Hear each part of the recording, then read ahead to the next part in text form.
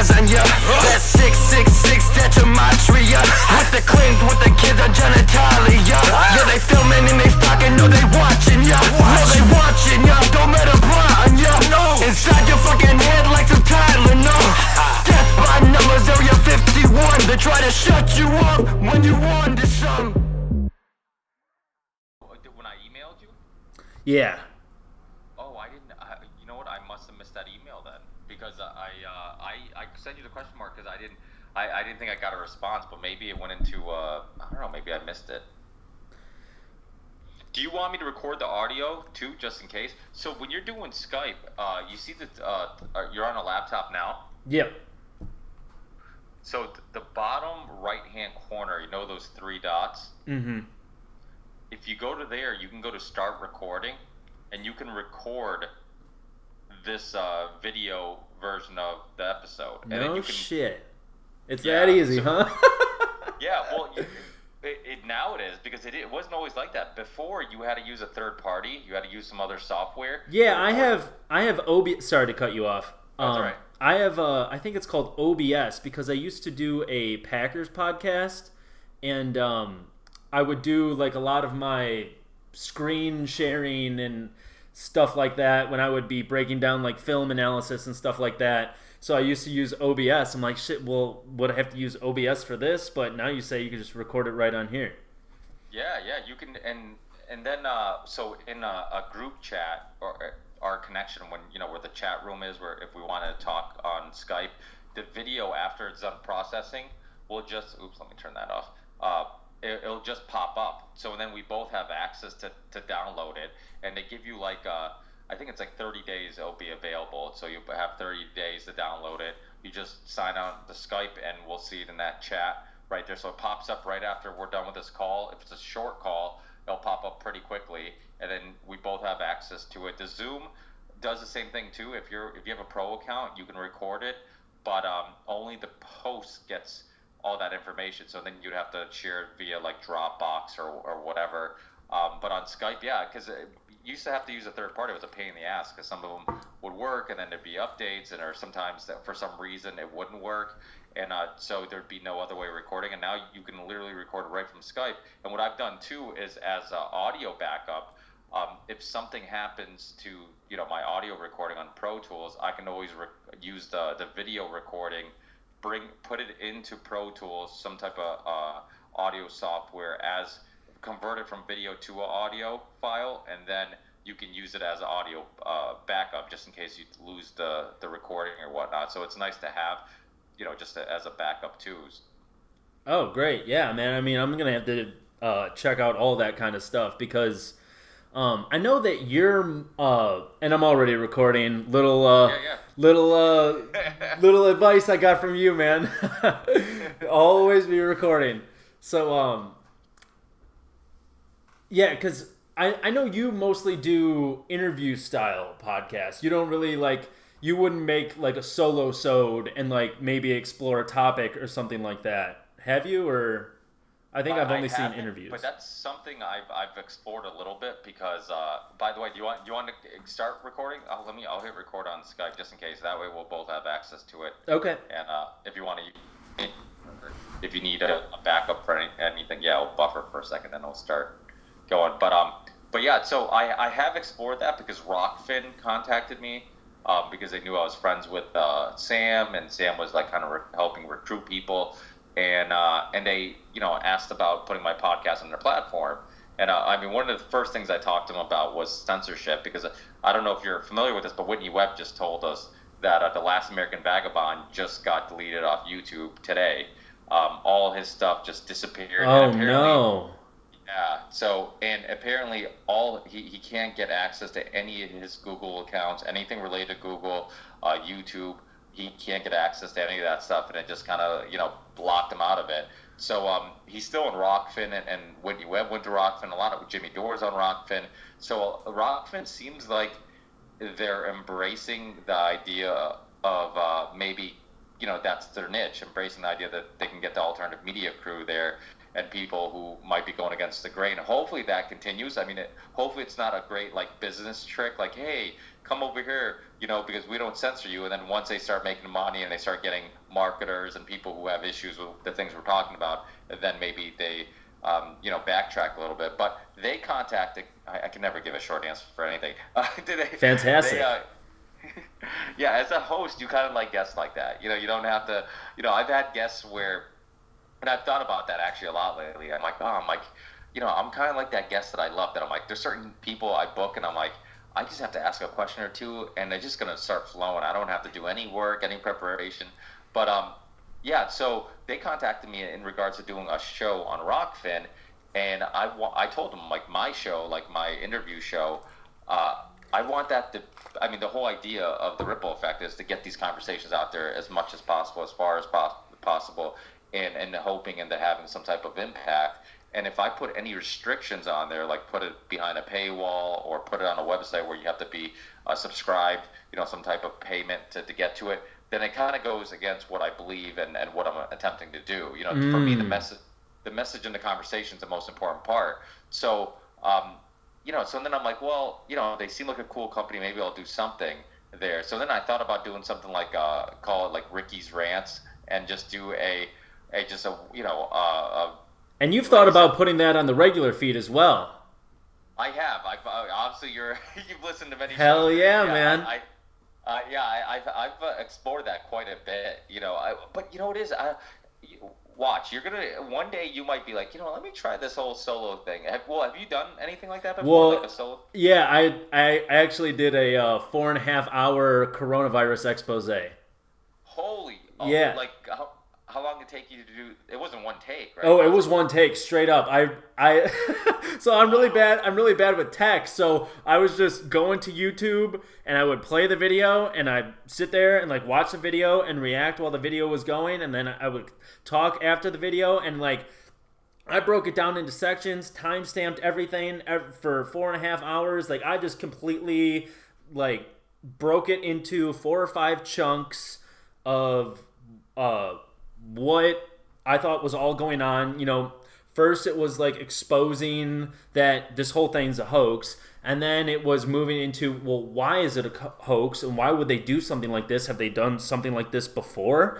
And then so I go through a bunch of false flags, and then I play this video from Rosa Corey, and she's talking about Agenda 21 and how like, well, maybe coronavirus is this huge thing, this huge event to get us into Agenda 21. And you're really seeing that right now because, she says that Agenda 21 is, a global plan, but it's implemented locally. And all of this whole coronavirus thing with the masks and everything like that, it's all been implemented locally. And it's like the very like buddings of Agenda 21, in my opinion. So yeah, I mean, I did that solo-sode, and I did like 4.5 hours straight, and obviously a ton of research went into that, and listening to a lot of podcasts. And I was telling Monica and Brad, like, I used to work at FedEx, and I would be delivering packages all day, man. So like 6 to 10 hours, and even like 12 hours around like Christmas time. So I'd be listening to podcasts. Like I would run out of podcasts. I would go through like your whole feed, Sam's whole feed. Like I'd just be powering through everything. And I'm just like, I don't have anything else to listen to. So over the course of 2 years, I just got like a PhD in like all of these things and nutrition. And I really described like my awakening process is just like one thing after another, because kind of like you, like I grew up in a religious family, and then I took a philosophy course, and then it was like, dude, fuck religion. Like I actually became like a militant atheist at one point. And I know you've kind of said the same thing, where you kind of got like angry with people, like how come you don't see the way the world, how come you don't see the world the way that I do? And how come you believe in God? Like, obviously, only stupid people believe in God, but now, like, I've completely 180 and more spiritual guy. I actually talked with my girlfriend a couple of weeks ago. I'm just like, because we're kind of keto carnivore, so I'm just like, right before a meal, we got to put our hand over the bowl and just like, thank you. Thank you for the meal. And it's like, that's something I would never have done before. But now it's something that I do. just trying to be more spiritual and like doing Wim Hof breath work and all that kind of stuff. But before it was like atheism, and then moving into like Joe Rogan, and like he has all of these different guests. And I wanted to ask you about Joe Rogan later because I know that you're a big fan of the podcast as well. But yeah, it was Joe Rogan and like guys like Paul Stamets and Chris Kresser. I was just listening to your the guy from Plandemic.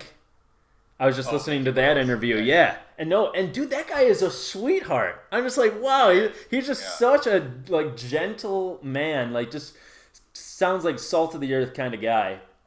But yeah, I was just you were talking about Chris Kresser on there, and Chris Kresser is like one of my favorites, and guys like Ben Greenfield and all of these guys, and Dr. Rhonda Patrick, and just all of these people that he's had on his podcast, so many different ideas. It really opened me up to so many different things. And then it was, he has Eddie Bravo on. He starts talking about flat earth. I'm like, well, I don't really know about flat earth, but like he talks about some other shit that's really cool too. And then he name dropped Tinfoil Hat.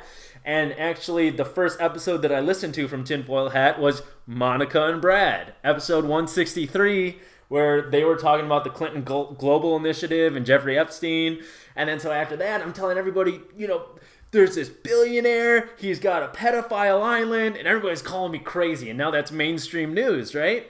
So it's just been like one evolution after another in terms for me.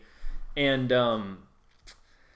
yeah, man, it's just been crazy. And when I first listened to you were on Tinfoil Hat, and I'm just like, dude, this guy, like, it just seemed like you were your own independent researcher. Like, I thought you were a guy that did like deep breakdowns, like kind of like James Corbett style, because I've heard you on Tinfoil Hat, and you were like really sharp, quick, and just everything that you were saying was just like fresh off of your head. But I mean, I guess you just picked that up from doing hundreds of interviews. I mean, how many are you at now?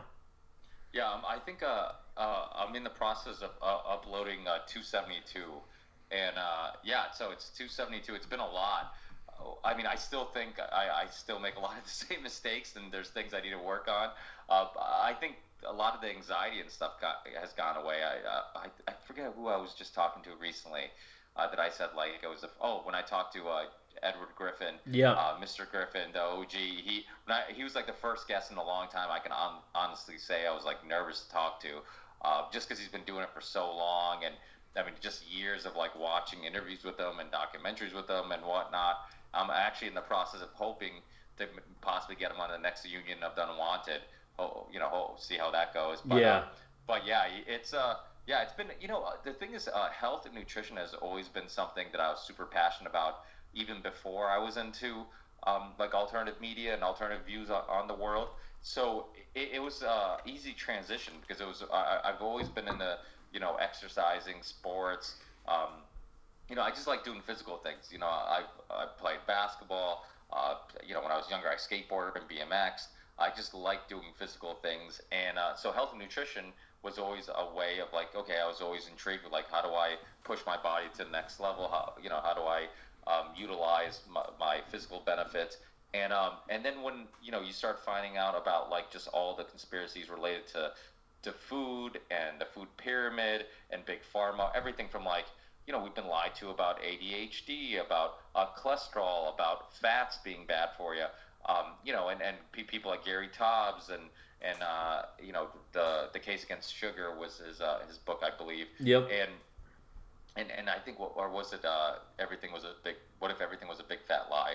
One of them was an article, the other one was his book. But either way, like he really investigates just the corruption in the food industry. I mean, you realize that just about everything in supplements and food is no different. Anything that there's a benefit of profiting from, people are going to profit. And if that means lying, or if that means deceiving, then that's what they'll do. So when it came down to big pharma, it was just something that initially really got my attention. Something if you hear my shows or you hear like me talk about specific topics, it seems like the one that I'm the most passionate about. And I think a lot of it is because and I've said it on my show, it's because it's advice and information that could help people right now. Like I could talk about like history, I could talk about geopolitical stuff, but you come away from the show maybe learning something, but does it give you instant change in your life? And if you explain to people how the sugar industry has lied to you, how a lot of your lack of energy, maybe your mood swings, maybe all these arthritis, joint pain that's preventing you from maybe enjoying playing with your kids or playing with your friends or playing a sport that you enjoy, like all that could be changed instantly if you just had the information, if you understood that glucose causes inflammation, that you understand that there's good research. Like when I had Dr. Thomas Seyfried, I don't know if you listened to that episode.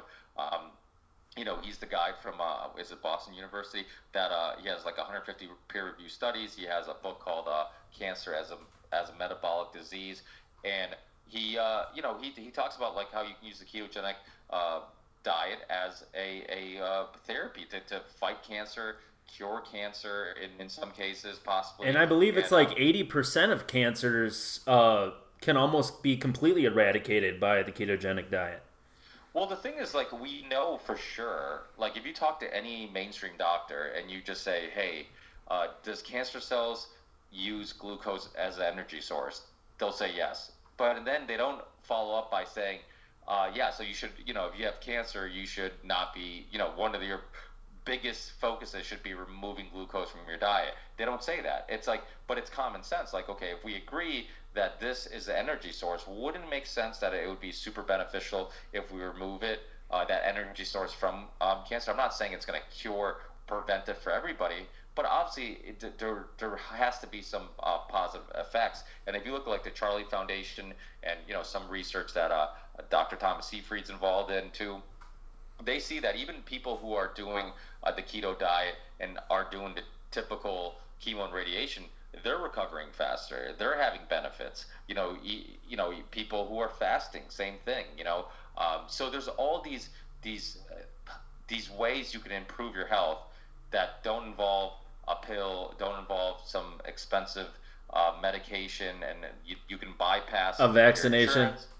Yeah, you can bypass all that stuff. Yeah. And the thing is, like, the truth is, like, the way you feel physically and mentally affects the way you perceive things, your ability to enjoy life, your energy levels, all that stuff. I mean, even like if you want to do a podcast, like how much of your diet or your lack of energy can affect you procrastinating to even start a podcast or start a blog or do something that could really change the world. So, like, it sounds silly, but like diet and nutrition is really the foundation to just about everything. Like, you can, if you have that right, if you correct that, you could change a bunch of other things. I mean, you can literally get somebody who maybe, like I said, is procrastinating because of a lack of energy. They get home from work, they're tired. I mean, that's the thing. You FedEx guys and UPS guys, you guys work fucking long ass days. I mean, it's 6 o'clock at night. I'll still see my UPS guy driving around town. Yep. And I'm like, dude, this is slave labor. Like, how is it? I mean, and FedEx, you guys aren't union, right? But the UPS guys are. Yeah, UPS is union, but FedEx actually has a class action lawsuit because they weren't paying guys overtime who were working over 40 hours a week, obviously, because at least with how my contractor worked, we got paid per stop. So I could deliver, one package to one house, and that's $1.15, or I could deliver 20 boxes of Chewy, which, oh, dude, don't get me started on Chewy. It is, I mean, at least it's probably a really convenient service for, the people that use it. It's like dog and cat food and cat litter and shit.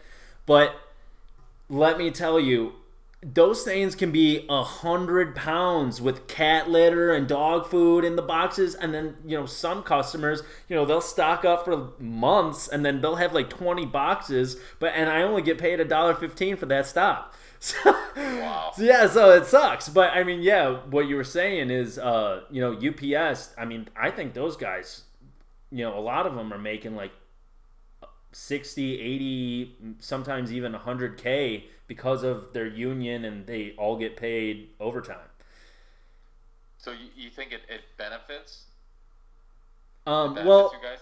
Well, for me, I preferred the per stop thing because it gave me motivation to get done sooner, and then I wasn't trying to milk the clock because, like you said, those UPS guys, they'll be out there until 6 because they're milking it. They want to get paid that overtime and stuff like that. It's like, well, I value my time at home, and I'm trying to get done at work as fast as I can.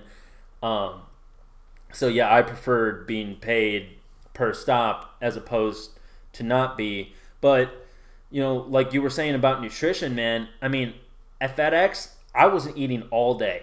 And like right now, I haven't ate since last night, and that's what people don't understand. Yeah, me either.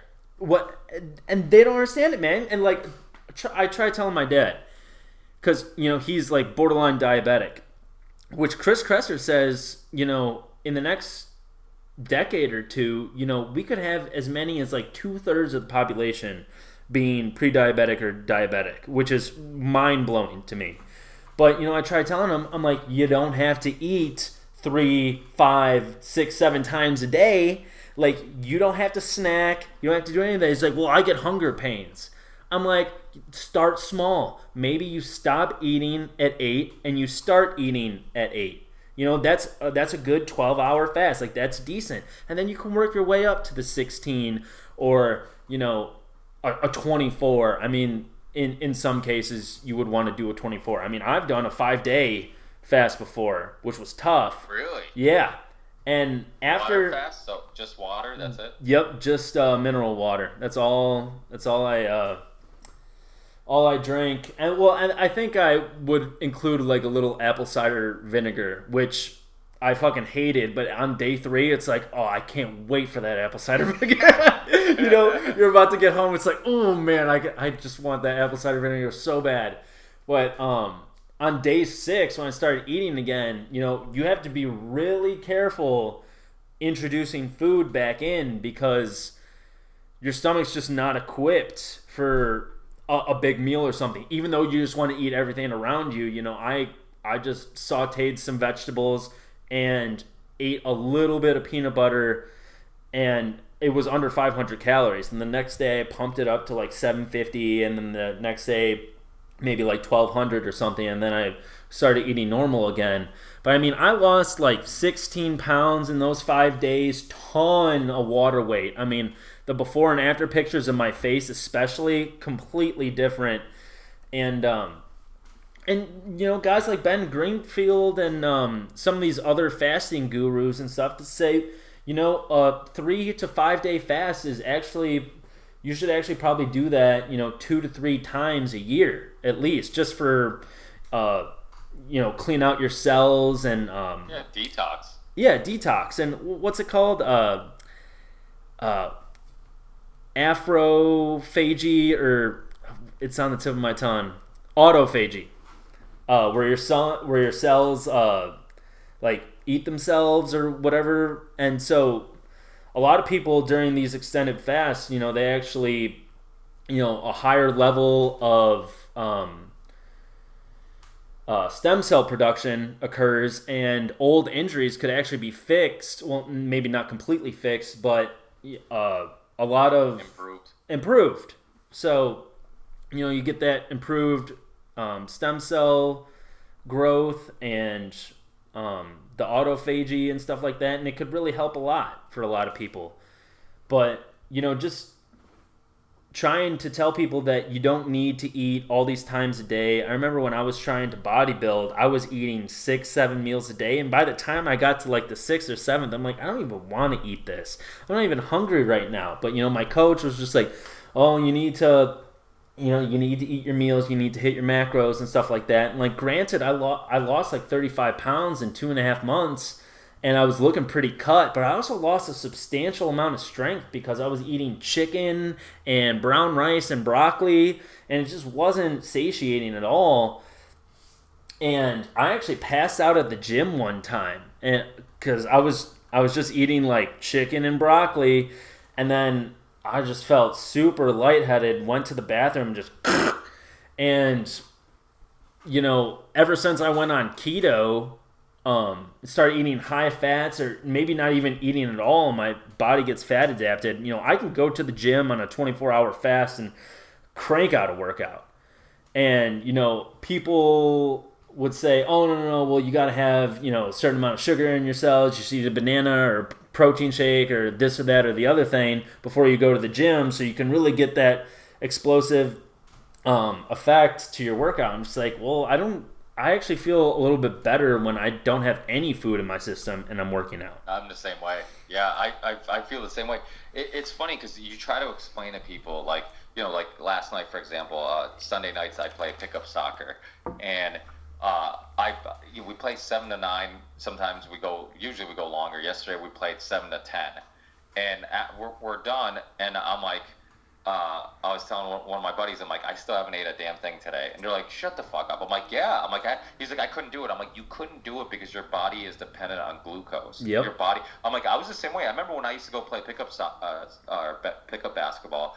Like, same thing. I'd always eat on my way there. I'd be like, oh, let me have a protein bar. Let me, whatever. Because if my blood sugar goes down, I get lightheaded and I don't have any energy and whatnot. And then I realized, like, it was because I was dependent on glucose. Like, once you teach your body to burn the fat, and like I tell people, like, it's fat storage. I'm like, it's the reason why it's called fat storage because your body's storing it to use it as fuel. I'm like, if you keep giving it glucose, it's never going to burn the fat storage. Mm-hmm. I'm like, it just stores it. So I'm like, if your goal is to burn the fat, I'm like, stop giving it glucose, let it burn the fat. And so it just, what it is? It's so counterproductive, or it seems like it's so against what we've been told our whole lives. Like, for I'm assuming you're roughly my age or younger. I'm assuming, how old are you, if you don't mind? 24. 24. Okay, so you're I'm 35. But we in our generations, like, we grew up basically like being told that, like, don't worry about sugars, like, ignore that, fats is the culprit, blame fat for everything, and we've been told that for so long that it's hard for people to kind of rethink the way they've been looking at food for a long period of time. So it is a shock to the system when you tell people, like, hey, like, start eating more fat or remove sugar, and they're like, wait, what? Like, yeah, do you, like, get rid of carbs, get rid of breads, and it's a big life change too, because it's become such a huge part of people's diet, like a starch, a something, where it's like, it just becomes just like, people can't eat meat without having a side, some pasta or rice or potatoes, and I'm just like, it's not necessary. I mean, my wife, who is one of the pickiest eaters ever, and Italian, I mean, we would go out, I remember when we first started dating, she would order a bowl of pasta, and I'm like, you're not going to get any protein or anything? She's like, no, I'm good, and I'm like, okay, and even with, like, those habits, those bad habits, little by little, she started noticing, like, okay, well, he's looking better, and he's not, especially when we had kids, because I couldn't go to the gym as much, so I was much stricter with my diet to try to make up for it. And she's like, you're, like, getting leaner, and you're not going to the gym. And I'm like, yeah, because I'm not eating any carbs or sugar. And then eventually she gave in. She was sick of eating, like, pasta and rice and whatever just for her. Because the thing about, like, potatoes or rice or pasta, it's hard to make, like, a serving just for one person. You make, like, a lot of it. So it's just like, she's like, I'm not going to make all this food, and you're not even going to eat it. So eventually she gave in. And we found out that, like, okay, or she found out, it was like, okay, I could do cauliflower rice, I could do spaghetti squash, I can do, maybe just have a big salad with some meat. And because that's the other thing, people are always like, oh, how do you eat when you go to a restaurant? And I'm like, the same way I eat at home. I'm like, you just get a salad if you want a salad with some meat. I'm like, what do you order when you go to a restaurant? I'm like, unless you're eating literally just a giant bowl of pasta, chances are the majority of your, what you're consuming is going to be fish or some type of meat anyways, chicken or pork or steak, veal, whatever it is. So I'm like, you just remove that side and maybe add a salad if you want a side, or don't have a salad, or don't have a side at all. And I'm like, it's not that hard. Like, people think like it's this giant life change. It's like, really, it's more removing a thing than it is adding something. I'm like, you're already eating the things you should be eating. You just remove the things you shouldn't be eating. And so it's really not that hard. And now the keto diet and the paleo diet has become so popular that there's so many great products, all the Primal Kitchen stuff, like their dressings are awesome. Their avocado, everything's organic avocado based, and their I use a lot of their what is it called, the chipotle sauce. It's spicy. I like having a glass of wine with dinner, so I'll have a glass of wine with it, and the spiciness really complements it well. But there's so many like just great products out there. I mean, you go to any grocery store, you can find keto stuff now in the aisles, where like back in the day, like we made everything from scratch, which was a little harder, but it was probably better for you. Yeah. And now you get a little lazier. It's easier just to buy something at the grocery store. But when we had to make all our sauces and everything at home, you figure you're getting ingredients, you're cutting it up. It's not in a package that's sitting at the store for a while. So it probably is better for you. But yeah, I mean, it's some people call it like a fad diet, and I just like since the beginning of human history, we've been eating animal meat. I mean, like we've always eaten animal products. There's no evidence that there's any time where people just strictly only had plants. And I just heard on the recent Joe Rogan podcast, they had the Dr. Paul, what's his name? Paul, he's a big carnivore guy. It's a Saladino. last name. Yeah, Saladino. Yep. Yeah, and he said something. They were saying something that it's a really good like talking point. Like they're like, humans can consume the majority of animal products or animal meats. Fish, any type of bison, whatever it may be. We can consume that just fine. And the majority of plants aren't edible. We can't eat, and if we do eat, it could make you sick. So it's like, what does that tell you? So and people have to understand, like, if typically fruits were, I mean, I have a pear tree at my house on my yard, and you get pears like a month out of the year, and that's it, and then you don't have fruit the rest of the year. So like typically we weren't eating fruit all year round. Now you can do that. You can go to a grocery store and nothing's ever out of season. They just they have everything all the time. So and the fruit has changed, as I'm sure you know. Like, oh yeah, they've they farmed them in a way where and genetically modified them in a way where they make them sweeter and bigger, so you get more bang for your buck. So they're more expensive when you buy them, and they're sweeter, so you like them more and you want to buy it. So it's literally become a dessert, only a guilt-free dessert, because you're eating it's fruit. Healthy. Like, it's healthy, yeah. So everybody's like, okay, I can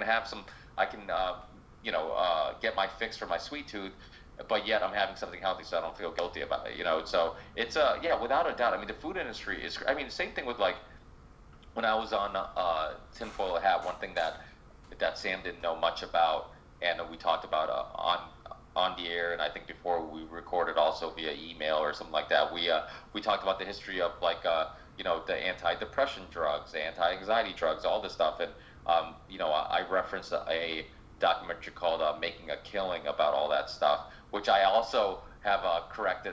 So, come to find out, Scientology, a Scientology like front group or some type of group related to Scientology, ended up funding this documentary, but yet all the information is right in it, because like if you go through the history of the DSM and all this stuff, like you'll find, I mean, you can go down so many rabbit holes in regards to like how unscientific the DSM is, because it's all these just like very vague symptoms, like, oh, if you're unhappy, then you must have depression, you're clinically depressed, and it's like, and you have a chemical imbalance. It's like, wait, but how do you know I have a chemical imbalance? You're not testing me for a chemical, so you're giving me a pill to correct a chemical that's imbalanced that you haven't actually checked to see if it's imbalanced or how imbalanced it is, to know how strong of a pill I should be taking. So it's like all this really vague shit, and a lot of it's because it's super easy to make money off prescription drugs, when you're just it's up to the doctor or the psychiatrist to decide, like, hey, yeah, I think he should take this. I think there's no test that proves that you have to take it. It's all like just assumptions. It's like just somebody's opinion, and so it becomes really unscientific, and people become guinea pigs, because the thing about these pills is that they don't, like I said, they don't know exactly what's wrong with you or what's causing the anxiety or depression or panic attacks, whatever you're dealing with. So they just keep giving you one pill, then another pill, then another pill, and most of them, because they can't suppress that specific feeling that might be causing the issue, like anxiety or depression, they suppress all feelings, and that's why you hear about these school shooters, or these mass shooters. A lot of them that are on these pills, they basically are like zombies. They don't have emotions. And I can testify to that, man, because my mom took them, because my brother actually, he's in prison right now, maybe for the rest of his life. But after that, because I was just a kid when it happened. But after that, My mom went in this horrible depression, like took antidepressant drugs, and she said she would rather be depressed than feel nothing, feel like a zombie. She said she was just moving through life, like everything was gray, and she hated it, man. And like what you were saying with these depression drugs, like I remember one study was saying that people who took these drugs felt less depressed by like 40% or something like that, but then the placebo was 30%. So you're saying that these drugs are 10% more effective than a placebo? And then another thing that I think, why are we using neurologists for this when we know that a lot of mental problems actually come from the gut microbiome? We should have a gut microbiome specialist working with these people. Like my ex-girlfriend had really bad depression, but she also had a lot of gut issues and these things. I was telling her, I'm like, Emily, you gotta fix your gut. And I really think that a lot of this depression, and she just never got on the horn with that and all this stuff. Remember that saying, I got a gut feeling. And they believe that that's what it means. It means that they understood that there was this relation between, the mentally and how you felt and how you're thinking. It's the second brain. I've heard a lot of people refer to it as the second brain. There's so much bacteria, and a lot of these things, like if you start eating bad for a couple of days, 2-3 days, then your gut is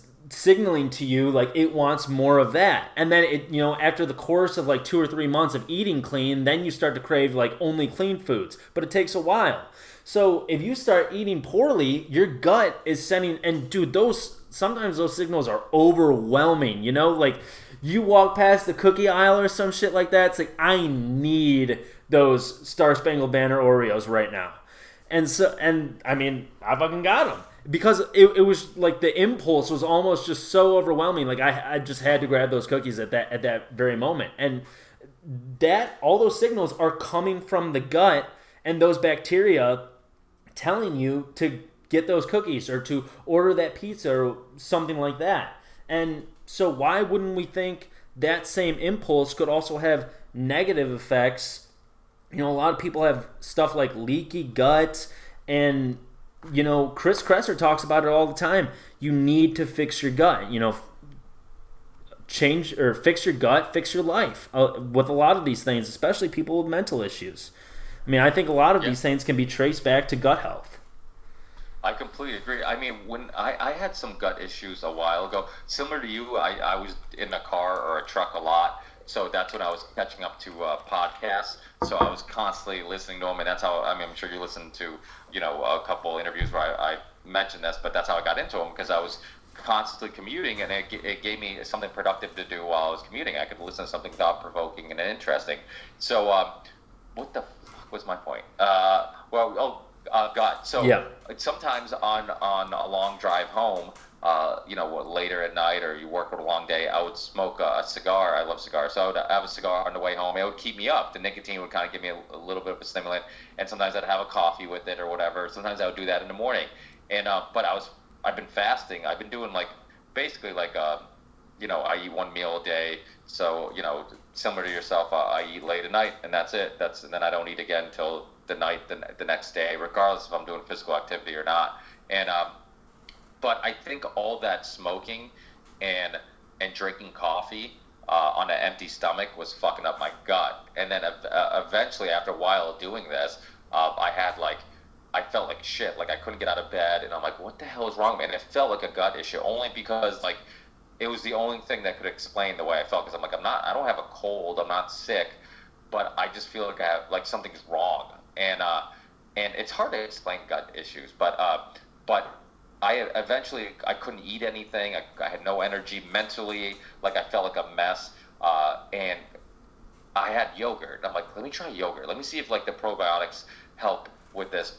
What if it's a gut issue? So I had yogurt, and it instantly made me feel a little better. And it was the only thing I could eat. And I'm like, oh, it's a fucking gut issue. So I end up, what I ended up doing was I ended up actually taking Joe Rogan's product from Onnit, Total Gut Health. And I literally took that stuff for 6 months straight. It's expensive, and it was 7 pills in each packet, and you have it with well, if you're eating multiple meals, you have one packet with the biggest meal of your day. I was only eating one meal a day, so I'd have it with that one meal.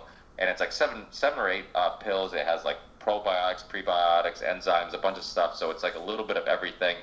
And immediately I started feeling better, and I realized, yep, that was a gut issue. But I felt so shitty, and I'm like, oh my God, I'm like, people who like aren't like equipped to understand that this could be causing, even if you have some mild gut issue, it could be affecting your energy, cognitively how you feel, all of these other things. Because then I started looking into like smoking or drinking caffeinated stuff on it was just black coffee, but when I go to the gym, sometimes I have a pre-workout. I try to have something with low caffeine, but I'm like, well, I'm having caffeine in the morning, I'm having caffeine in the afternoon. Then if at this time before the lockdown, I was like going to the gym in the morning.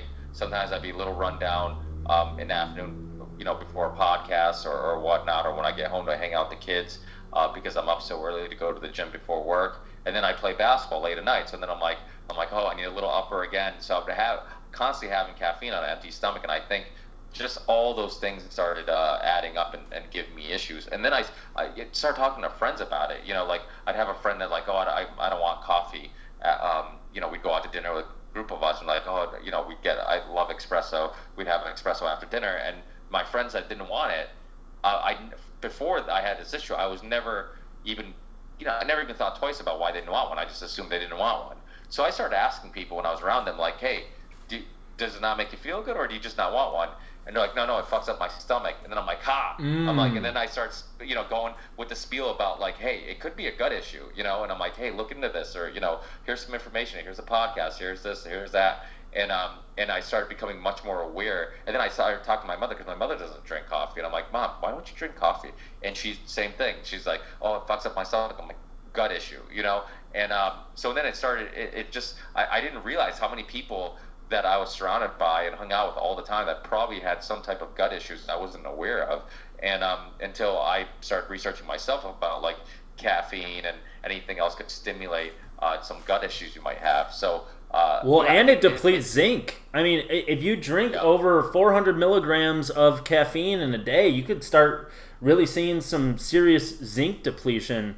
So I mean, I feel like if you start going over that, then you want to start supplementing with zinc, because I know my buddy would drink like 2-3 Banes in a day, like Bane, the energy drink, and that's like 300 milligrams each can. So and he was doing some serious zinc supplementing with zinc because he was drinking all that caffeine. So well, he's too smart enough to do that. Yeah, exactly. Most people aren't aware of that. Yeah, it's and the thing with supplements too, it's like, I know, people are like, oh, well, they don't have to be FDA approved or whatever, and I'm always like, well, I mean, if it's a food extract, I'm like, why, if it comes from food, if food doesn't have to be FDA approved, why the fuck should the vitamin be FDA approved? Plus, you can't patent vitamins. So I try to explain to people, like, you have to understand, like, there's not a whole lot of money in vitamin C when everybody can put out their own vitamin C. So I'm like, you can't patent it. If you had to go through the hula hoops of getting it FDA approved, I'm like, literally there would be no supplements on the market, because there would be even less profitable. So, and if it's just food, I get it. I mean, there is like quality. I try to tell people too, I'm like, listen, there's different qualities and stuff. I'm like, there's like grass-fed beef, or there's McDonald's beef. I'm like, well, when you buy vitamins, it's the same thing. I'm like, don't just go to your local, convenience store and just, oh, here's some vitamin C. I'm like, see if it's a company that is been around for a while, one that you trust, one that has a good reputation, or you're going to get some really bad quality shit. Or in some cases, you've heard people actually test the supplements, and I'm sure you've heard of this too, where like it's not even what you're buying, or there's like no real traces of what it says that is in there. So it's like that does happen, and that's why when you see companies like On It, or you see food companies like Primal Kitchen, and you have to pay a little bit more. I tell people, I'm like, you're paying a little more probably because it's better ingredients and better quality stuff. It's like you're not, and the way I look at it, it's like, out of all places I'm going to cheap out on, it's not going to be food. Like, I have friends that have like, we live in a really like modest house in a little neighborhood. But I have friends that Portuguese neighborhood. Houses. Yeah, Portuguese neighborhood, yes. And the thing is, like, I tell my buddies, we can't buy a big house because we eat organic, and it's too expensive to like eat the way we eat. Because I'm like, I'd rather go spend $200 at the grocery store on like healthy stuff and healthy ingredients and healthy food, then save that $200 and put it towards a mortgage. Because what good is it having a big house if you feel like shit, if you don't have energy, if your mood's affected by the way you eat or what you eat? Man, I need to get my girlfriend in the room. I tell her this all the time. I'm like, it's an investment in ourselves. Like, just buy the grass-fed, grass-finished beef instead of the regular beef. I know the regular beef is like sometimes half the price or something like that, $2-3, lower than the grass-fed, grass-finished. But it's, in the end, like, we don't have all of those hormones that they put in the beef and all of the other stuff. Like, it's an investment in ourselves at the end of the day. Well, this is and maybe you've heard me say this before, but I try to tell people, like, listen, like, what if I told you you get one car your whole life? Like, one car, that's it. Like, if that car falls apart, you're stuck with it. If you're on, like, 3 tires because one blew, or the engine's knocking because you didn't change oil on time and you don't have any horsepower, I'm like, but maybe you lost a cylinder, whatever it may be, I'm like, you're stuck with that car, whatever. Like, so that means if it doesn't start all the time, you have to get to work, you're fucked, and that's it. I'm like, what would you do? You'd be like, you know what, I'm gonna take care of this car because I can't trade it in, I can't get another car. I'm like, so that's the way you have to look at your body. Like, people look at their bodies almost like, like they can trade it in. Like you can just, if a car falls apart, you can just trade it in for a new car. But you can't do that with your body. Like, if your car, you have to put the high octane gas, you have to put the synthetic oil, you have to put all the best stuff in your car, in your body, which I'm referring to as a car. Because if that thing falls apart, like, you're stuck with it. And that's the way people have to look at it, is like the long term picture. Like, people look short term, like, oh, I saved a couple bucks now. But the thing is, and I think Dr. Chris Kresser has said this also, like, you don't go from like healthy to sick overnight. You go from like healthy,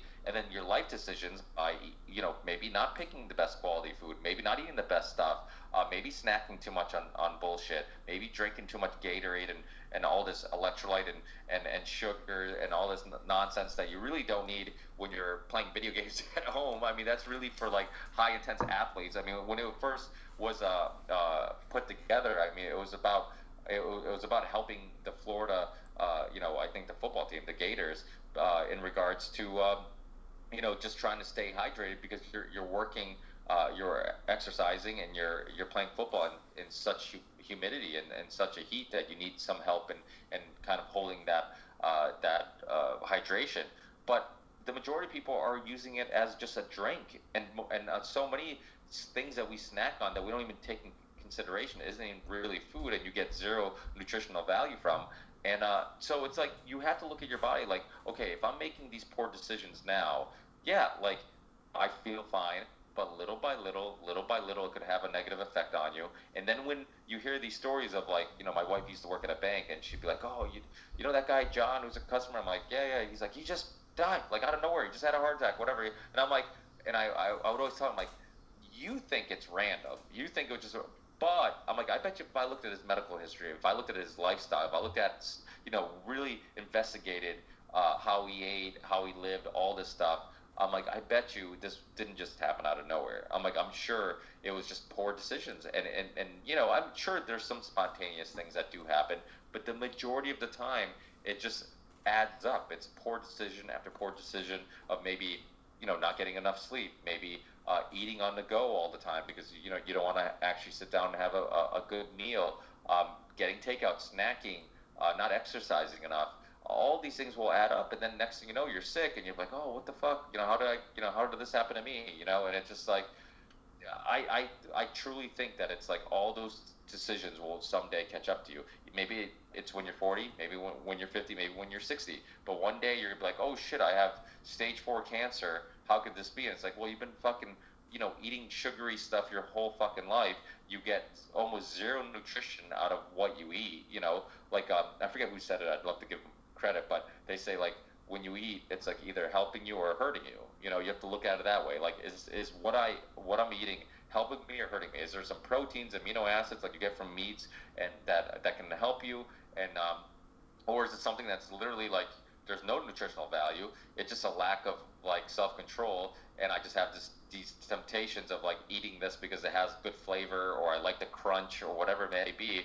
but yet I get nothing out of it, no value out of it besides some mouth satisfaction for a short period of time. And to me, like, guilt has always been one of my best tools in regards to a lot of like my life.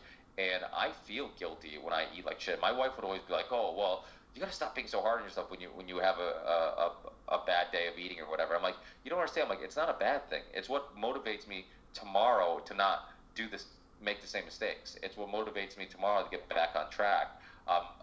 And I start calling reward days so you don't feel quite as guilty about it. It's like, okay, I reward myself by tonight we're getting pizza, we're watching movies, we're gonna just have a family night. We're all just gonna be slobs, and then tomorrow I'm back on track. And when you start, like you said, in regards to your body adapting to how you eat, once you adapt to eating well, when you start noticing how shitty you feel when you do eat shitty, you're gonna be like, holy crap, I don't want to feel like this. Like, yep. Even when I have a cheat day, like, I felt great for like 2 seconds, and once I'm done eating, I'm like, oh my god, like I feel like crap. And this feeling of like days of feeling like I'm still processing food, like, to me, it's not worth the little bit of mouth satisfaction. It's just not worth it. So it's and there's so many, like the Charlie Foundation, like I mentioned, Dr. Thomas Seyfried's research, which I was actually exposed to via Dr. Dominic D'Agostino, and great, just great researcher and really deep into the ketogenic world. I think there's some real benefits in being in ketosis. I think there's some real long-term benefits of fasting, like we talk about detoxing and all that stuff. Joint pain, like I said, I play soccer Sunday nights. Usually my cheat day will be a Sunday night after soccer. We'll eat pizza, and I'm like, I earned it. I've been playing soccer for 3 hours. But yesterday I didn't, and I'm like, I'm like, I need a day, a couple weeks without a cheat day. And today my joints felt so much better because there's a price to pay for that. I was about to say, you probably feel it in your joints on Monday. Yeah, I do, and usually it's pretty bad. Like the next morning, I'm like, fuck, man, like my ankles hurt, my knees hurt, and of course there's going to be some pain in regards to a little bit of joint discomfort, because if you're playing for long periods of time, it's not like you're immune to being sore or having a little bit of pain. But boy, is there a difference when I eat carbs, after playing compared to just eating, a typical clean diet. Like yesterday, all I had was a bunch of eggs and a bunch of steaks, and that was it, and a glass of wine, and that was my meal. No salad, no nothing, and that's literally all I ate for the whole day. And so yeah, I mean that's and to me it's just like those benefits of like being able to go all day, like you were talking about when you were bodybuilding, like fucking food becomes like literally a stress. Like it's like, oh my god, like now I just finished eating and I'm already stressing about what I'm gonna eat on my next meal, or what I'm gonna eat for my next meal. And it's like when you're eating once or twice a day, it's like it's super simple. It's like I just gotta think about one meal a day. Like I don't have to stress about like, oh, I ate breakfast and I'm already thinking about what am I gonna eat for lunch. I eat lunch, oh, what am I gonna eat for dinner? It's like you don't have to stress about it, and you have way more time because I don't have to stop and eat all the time. I can focus on feeding my kids. I can focus on getting things done, and doing something instead of constantly stopping and having to figure out what to eat. It does make eating, I've thought about this. I'm like, it does make eating organic a little cheaper, because when you're only eating 1 or 2 meals a day, you're spending more money on that meal, but you're only eating it once or twice a day compared to 3 meals. So it's like people have to look at it that way too. It's like, well, it's so expensive to eat that way, but you're eating way more often too, and all that like snacking, all that stuff adds up. You go to a gas station, let me get some chips, let me get this, let me get that, and it adds up. Where like me, it's like, yeah, I might spend a little bit more on the ingredients or what I'm actually eating, but I'm only eating once a day, so it makes it a little bit easier. I mean, I know your pain in regards to being in a truck. Like, it's hard to not want to snack when you're in a truck. I don't know what it is about driving that makes people want to snack, but I can see how that like makes it a tad harder. Were you still working at FedEx once you transitioned into fasting and all that stuff? Yeah, I was working at FedEx, and I think I was around like 217 pounds. Like just kind of like let myself go, and like after working at FedEx and like listening to all these podcasts, like I got down to like 185, like really looking good. And then again, just kind of like letting myself slip because it's like, well, and on my phone, like I always have my phone in my pocket because I'm listening to the podcast. So I would, track how many miles I was doing. It's like, well, tomorrow's Wednesday. It's my heaviest day. Probably gonna, run 12 miles because I was that FedEx guy that ran, like run to the front door, run back to the truck. Like I said, man, I'm trying to get out back to my house as soon as possible. So I'm running to the front door. I'm running back. So I'm doing like 12 miles worth of sprints. I mean, like I'm not in a dead Usain Bolt sprint to the door, but I'm jogging to the door and jogging back. So 12 miles of that every day. It's like, well, fuck, man. Tonight I can, I'll let myself go because a big thing for me and my friends, me and my buddies, we would always get together for the NFL draft. That was our big thing. We liked watching all the prospects and stuff like that. So we'd get Giordano's Pizza, which is like some of the best pizza around the Chicago area. Like Giordano's Pizza, if you're ever in the Chicago area, that's what you got to get. So we get a Giordano's Pizza, get some beer, sit down for the draft. It's like, shit, tomorrow's Wednesday. I can take it. And then, oh man, come Wednesday, you're just like, I'm waddling into the truck. I'm walking to each stop. I'm not running or anything like that because I just feel like crap. And like what you were saying, man, I mean, how many things have you procrastinated over because you just felt like total crap because it was a dietary thing, because you ate yourself into that position? And how many people have ate themselves into a position where they aren't accomplishing anything, or they're procrastinating on everything that they want to do because of their dietary position? They're tired at 11 or noon because they're crashing from their breakfast or what have you. Or, they can barely even stay awake and watch a show when they get home from work because they're so tired and they just need more sugar. And I can't remember. I think it was Dr. Rhonda Patrick where she was just like, "Oh, you're just a sugar burner." Like if you're just going meal to meal, barely slugging it through the day, and you need your next meal to keep you awake, well, you're just a sugar burner. You gotta be.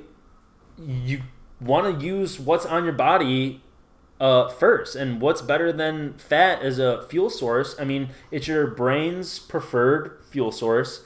And, a lot of people, like you mentioned Dom D'Agostino, I've heard, he'll go on a day-long or even 2-day-long fast before a conference, so he just has that sharp mental acuity when he's speaking, which I find really interesting. Have you noticed that, like, just cognitive, like, clarity when you're fasting? Oh, yeah, and it's kind of why I didn't eat before this, just so I could, zone in and think about all these things. And, Well, they say it's for survival reasons. Like, you figure you had to be the most focused when you were, starving, when you were hungry, because you had to get food, Mm-hmm. So your brain was, like, already prepared to be like, okay, I got to focus. I can't go much longer without food. And so it kind of makes sense. And on that 5-day fast, I had a terrible time sleeping. I was getting maybe 5 hours a night because your brain's just in that, we need food, we need food, we need food. Like,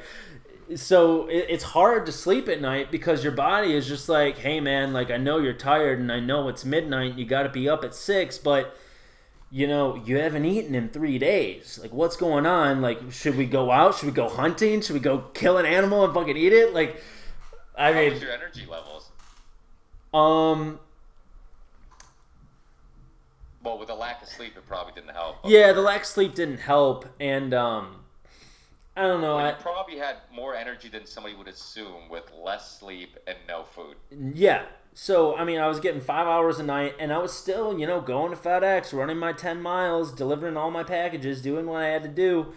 And this is all off of 4 or 5 days, no food. So, like, on Friday, man, I didn't eat shit. Actually, I think I started on a Tuesday because we had Sundays and Mondays off. So, I think I started on a Tuesday, went till Saturday, and then I ate on Sunday.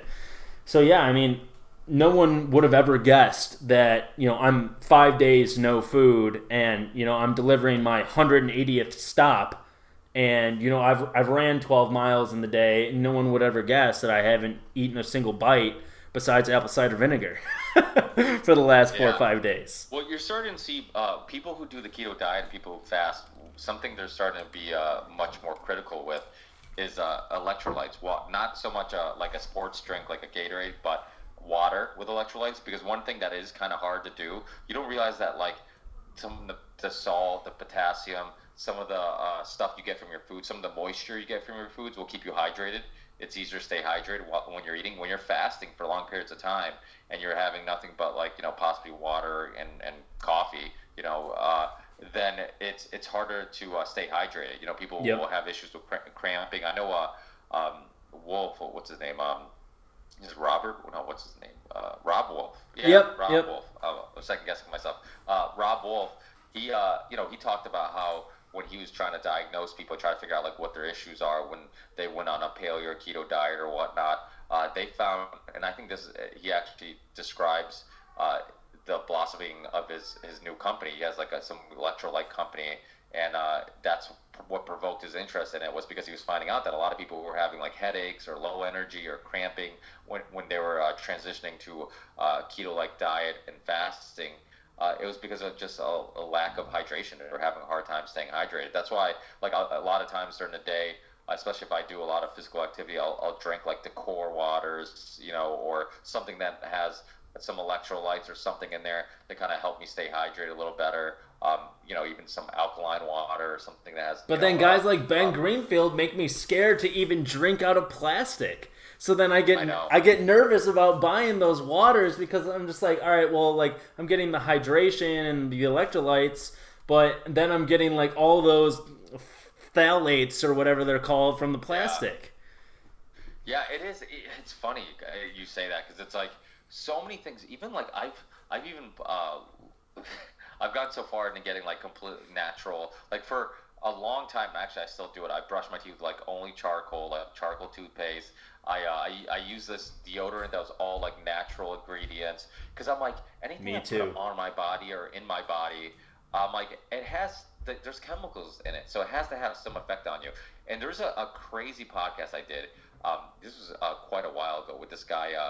Something Allen, what the fuck is his something Allen?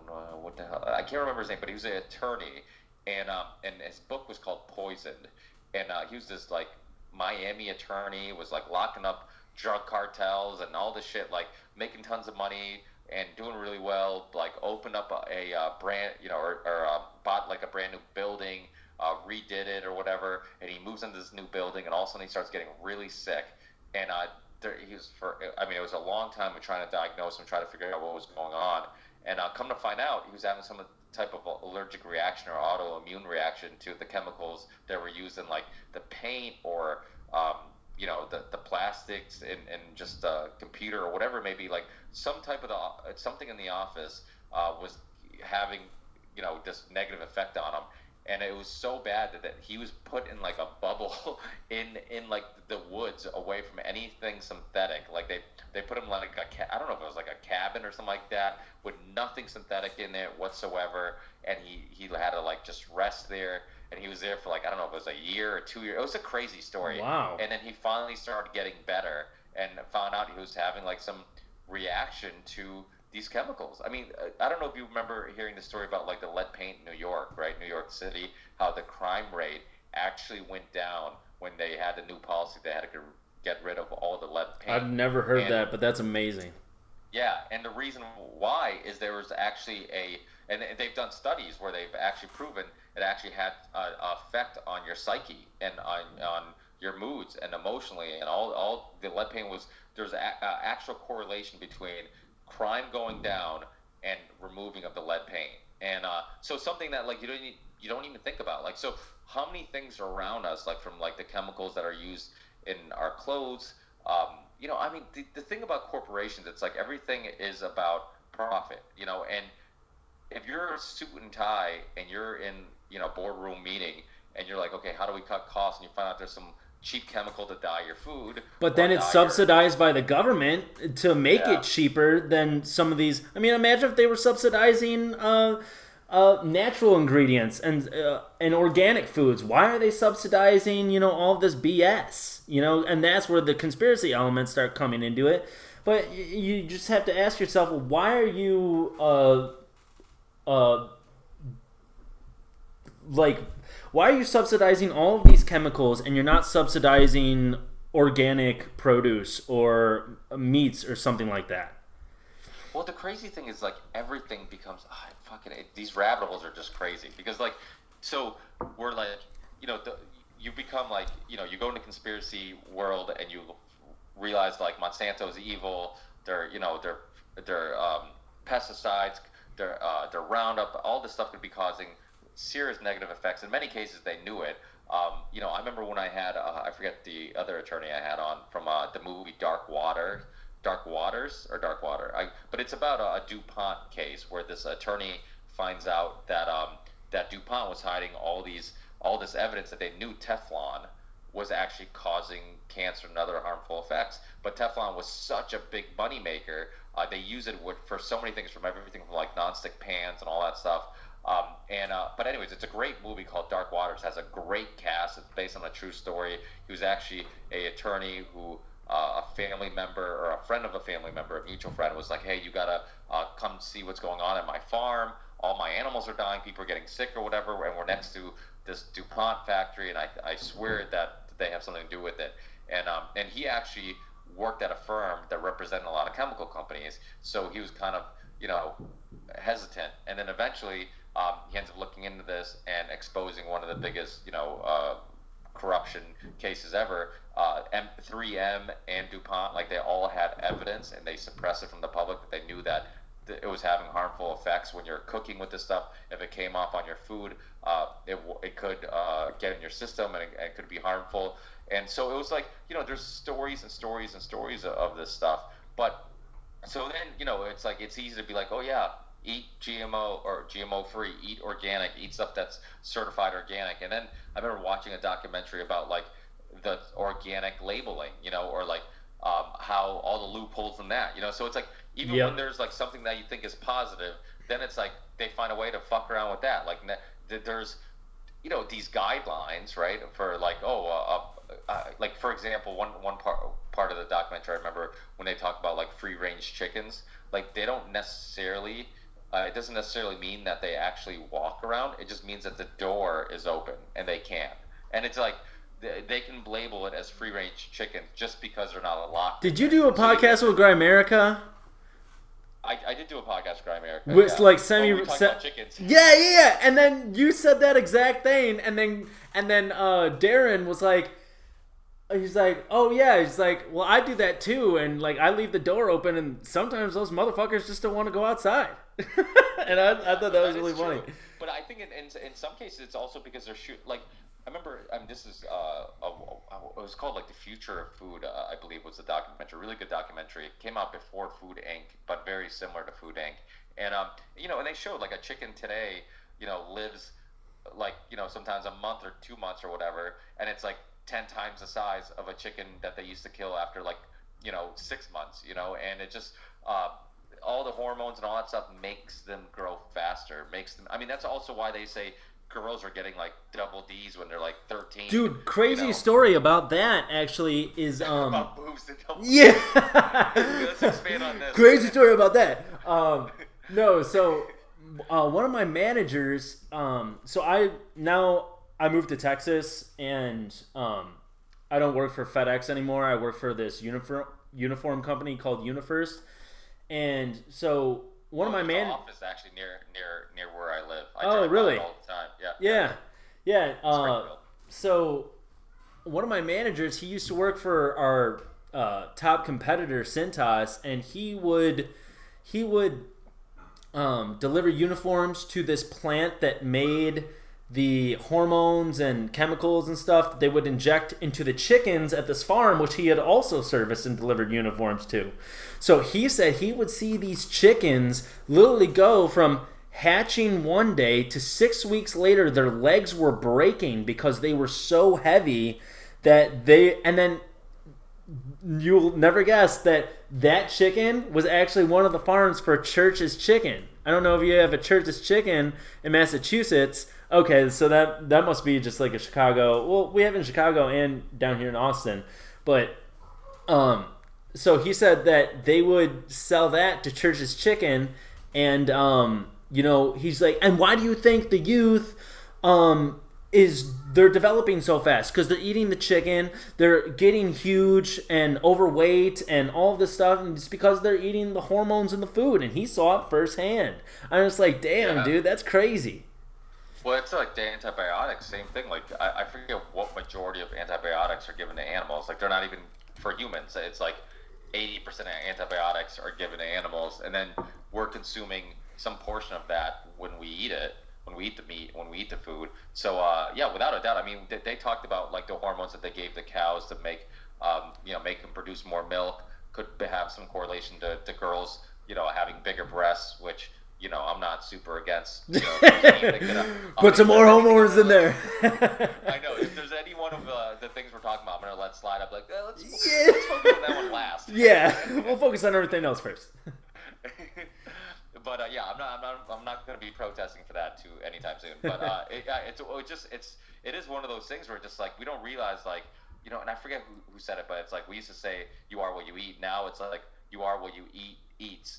It's like one of those things where just like you're giving corn to these animals, you're giving hormones to these animals. So there's a lot of stuff in affecting you that isn't just about like what you're eating, but it's also like how that animal is being raised and what it's being fed and what it's being shot up with, what's its environment. So I mean, there is something about like I've been to quite a few game dinners, and I remember the first time I went to a game dinner. I'm very adventurous with my food, and I ate all these, like everything. I'll eat everything. I don't care what it is. Octopus. Octopus isn't that weird. I love octopus. Yeah, I mean, same here. It's like actually a Portuguese tradition to have it on Christmas Eve, so we have it every Christmas Eve. But like bison, alligator, kangaroo, like they have all these exotic foods, and I would just take one of everything, and just by the time I get to my table, I don't even know what's what, and I don't care because I just want to try it all. And you would think like like you were talking about, like how sensitive your stomach can be, especially when you fast for long periods of time. You don't want to eat a huge meal right away. You don't know how your body's going to react to it. I kind of had the same thinking in regards to like eating all these foods my body is not used to. And like first time I've had all these exotic foods. All these foods are basically unfamiliar to my body. I'm curious on how I'm going to feel. And I ate all of them, and I felt awesome. And I'm like, oh my God, I can't believe how good I feel. And I had energy and all this stuff. And it was just because like a lot of this stuff was wild animals. Even when I buy shrimp, I look for wild shrimp. You don't want farm raised shrimp. So it is one of those things where like, all those little things, it's even when you're eating healthy, like, oh, shrimp's good for you. Yeah, but are you getting wild shrimp? This is healthy for you. But yeah, but is there a healthier version of that? And there was a big thing with tilapia where they found tilapia farms where they weren't even feeding the fish. The fish were eating their own poop, and then they could survive off of that for months at a time, enough for them to be farmed and killed and then sold Yes, look. Is crazy. And so, like, whenever I see tilapia, like, we'll go to a burrito place that's really good called Cabo Bob's, and they got tilapia on there. It's like, oh, get the fried tilapia burrito. I'm like, that sounds really good, but tilapia makes me nervous. Look it up, dude. I mean, that shit blew my mind when I saw that. But doesn't it all come to the same thing? It's like, it's all about money. So suits and ties will figure out, like, okay, how do we make quarterly gains? I mean, look at like the GM scandal when the little ignition problem that was like, I don't know how much it was to fix. It was like some insignificant sum of money to fix, but you're like, oh, we don't want to recall a bunch of vehicles, so we're just going to ignore it. And then next thing you know, like a couple people died because of this ignition issue, and yet there was meeting minutes showing that they knew what they were doing.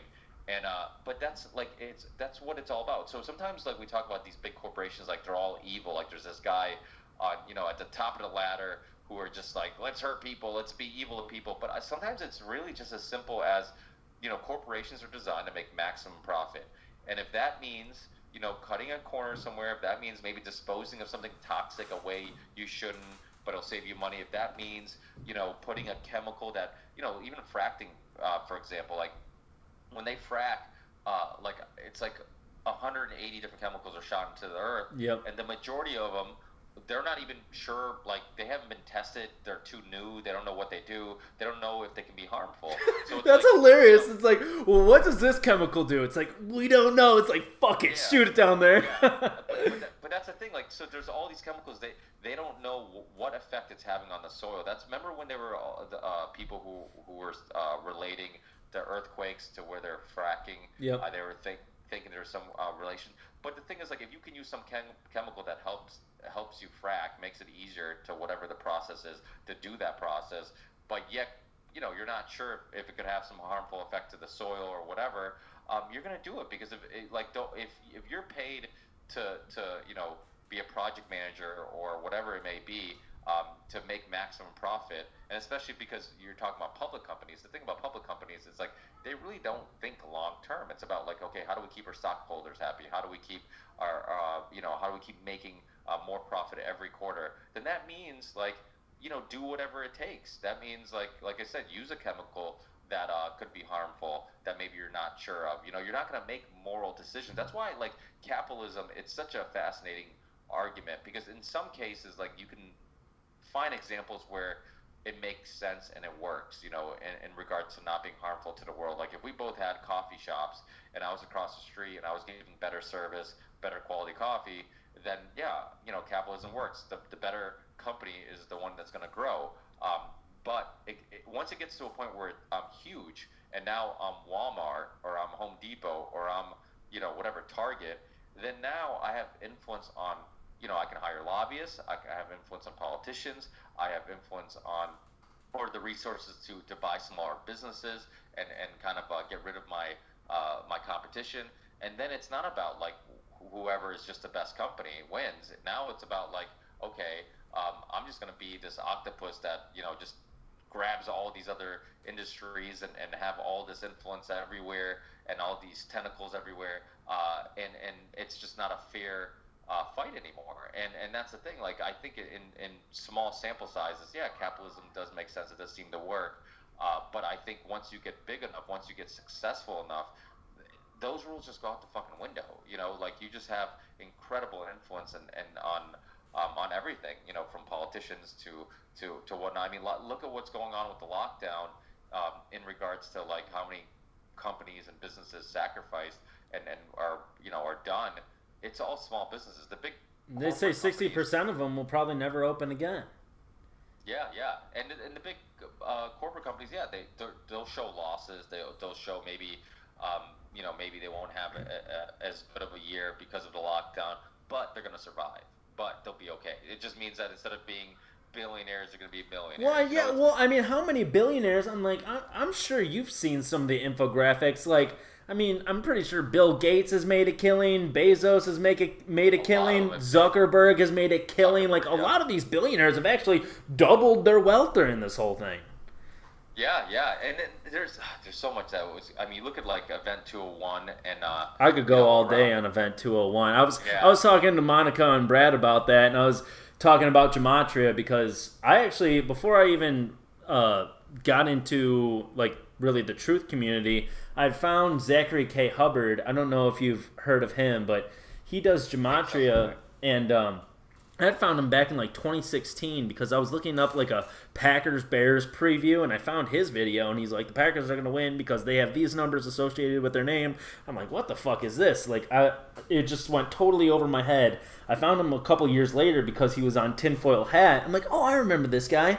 And then so I listened to that episode, and it blew my fucking mind, and then I just started going deep down the gematria rabbit hole, and then, like, you look at Event 201, and 201 is associated with the Jesuits because Jorge Mario Bergoglio equals 201 in gematria, and he lives in Suite 201, and pandemic equals 65, and it was 65 days before Melinda Gates' 65th birthday, and they predicted 65 million people would die, and also Bill and Melinda Gates got married 65 days after Bill Gates' 38th birthday, and pandemic equals 65 and 38, and you start looking at all these things, and it's just like, Jesus Christ, man, like all of these numbers and things with Event 201, and have you heard of Clade X?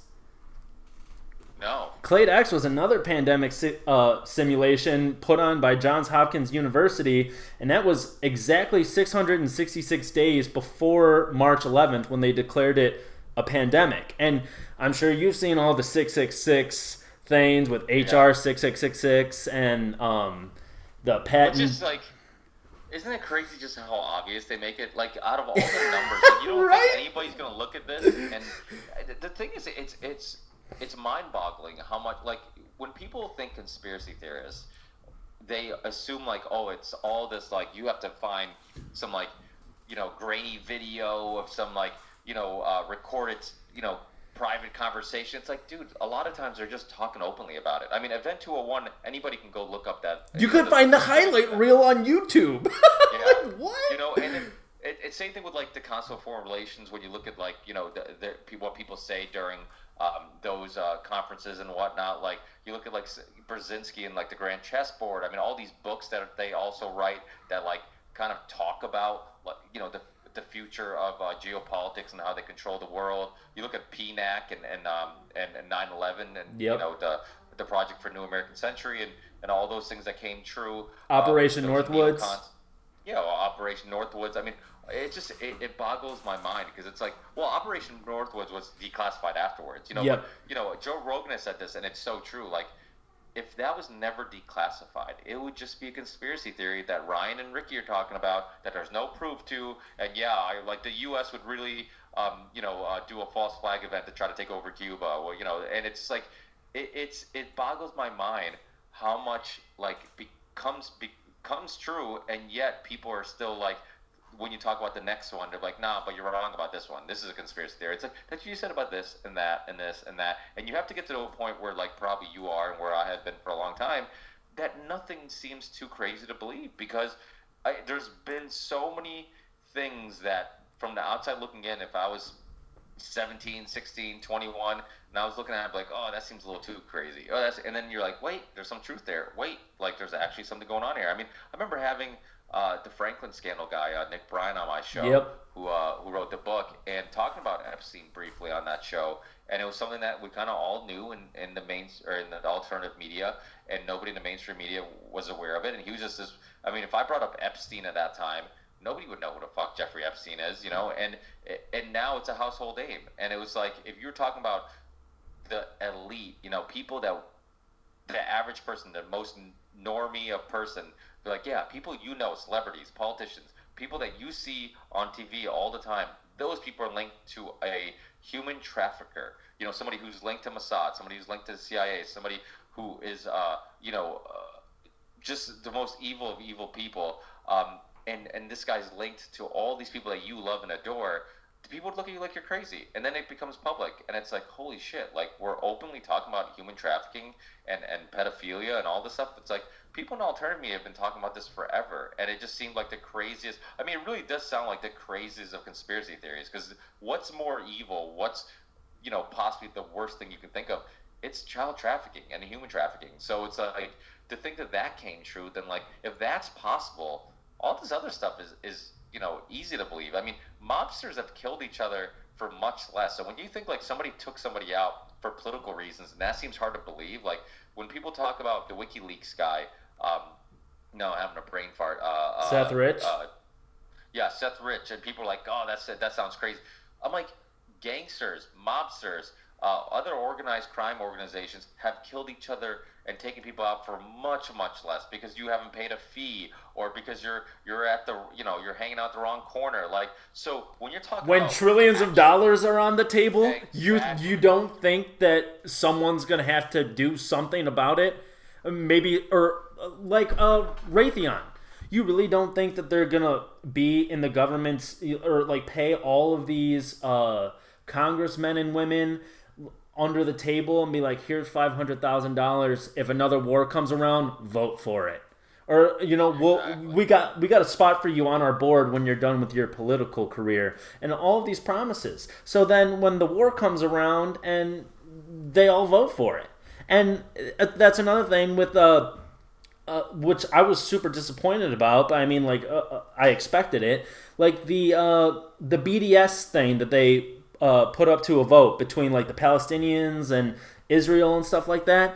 And it was like, what, 360 people voted to make, or like were anti-BDS, and then only 9 people voted for it. I'm just like, what the hell? And then you realize, like, when someone becomes a politician, the very first call that they get, or one of the first calls they get is from AIPAC, the American Israeli Political Action Committee. And they're like, hey, how you doing? Like, you should vote for our interests. And they're so powerful.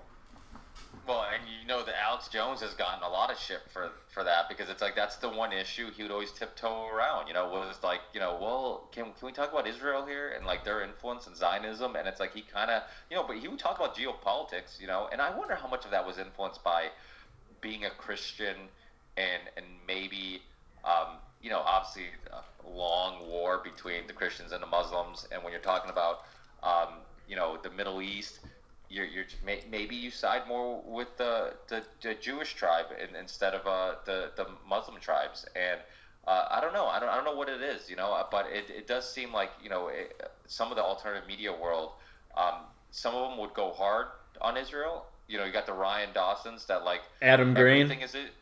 Yeah, Evan Green, and literally like everything is Israel, which I don't subscribe to that either. And then you have I was interviewed on Ernest Hancock's show, and what was his name? Harry Vox or somebody? Yes, Harry Vox. He talked about Lockstep back in 2014. Yeah. Yes. He was on right after me, and when he was coming on, he saw like a guitar that I have in the back that he also had. So we started talking about music, and I'm like, oh, I know his name. I've been, it's come up a few times. I'm like, and then Ernest's like, hey, you want to hang out a little bit longer? Because me and Harry were chit chatting. I'm like, yeah, I'll stay on for his segment. Well, I'll bullshit with you guys.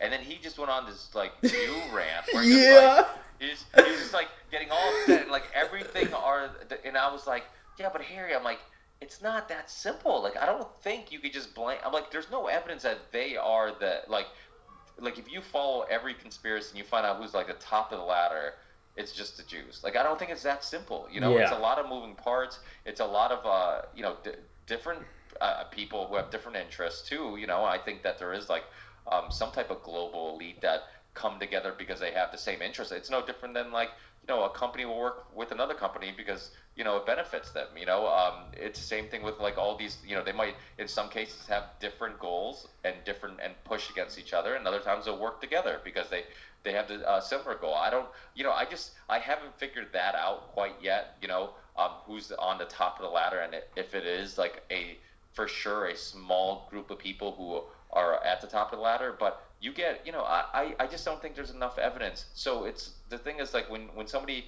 completely tiptoes around blaming, Zionism for anything, or you go in the other, direction where like literally they are the root of all evil, they are, all roads lead to them. It's like, I don't think either one of you guys are right, Yeah. And but you're right, but there is a lot.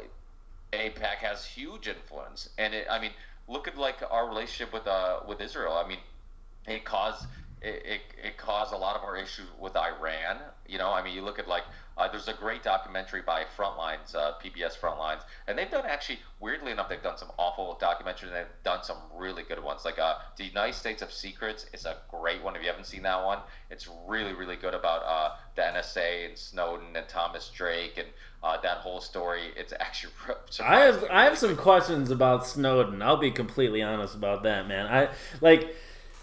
I saw you're that. Not the only one, as you know. Like a lot of people in alternative media are very skeptical of it. Oh yeah, no, so am I. And some people even get into Julian Assange, like Monica Perez. She talks about Julian Assange all the time, that he's kind of like a honeypot. People come to him with their information, and then he can suppress it, and they sign like a legally binding document where they can't take that anywhere else, or else they get sued or something like that. So is there any evidence that people actually? So if you go to Julian Assange and he decides to suppress it, I'm assuming you'd have other copies of it. You wouldn't give him the only copy of it if it's data or papers or whatnot. Nobody. I don't know of anybody who's come out and said like, "Hey, I've given stuff to WikiLeaks and they screwed me over." Yeah, no, yeah. I've never heard that either. But Monica does make a good point where there that situation is in place to happen with that kind of legally binding agreement taking place.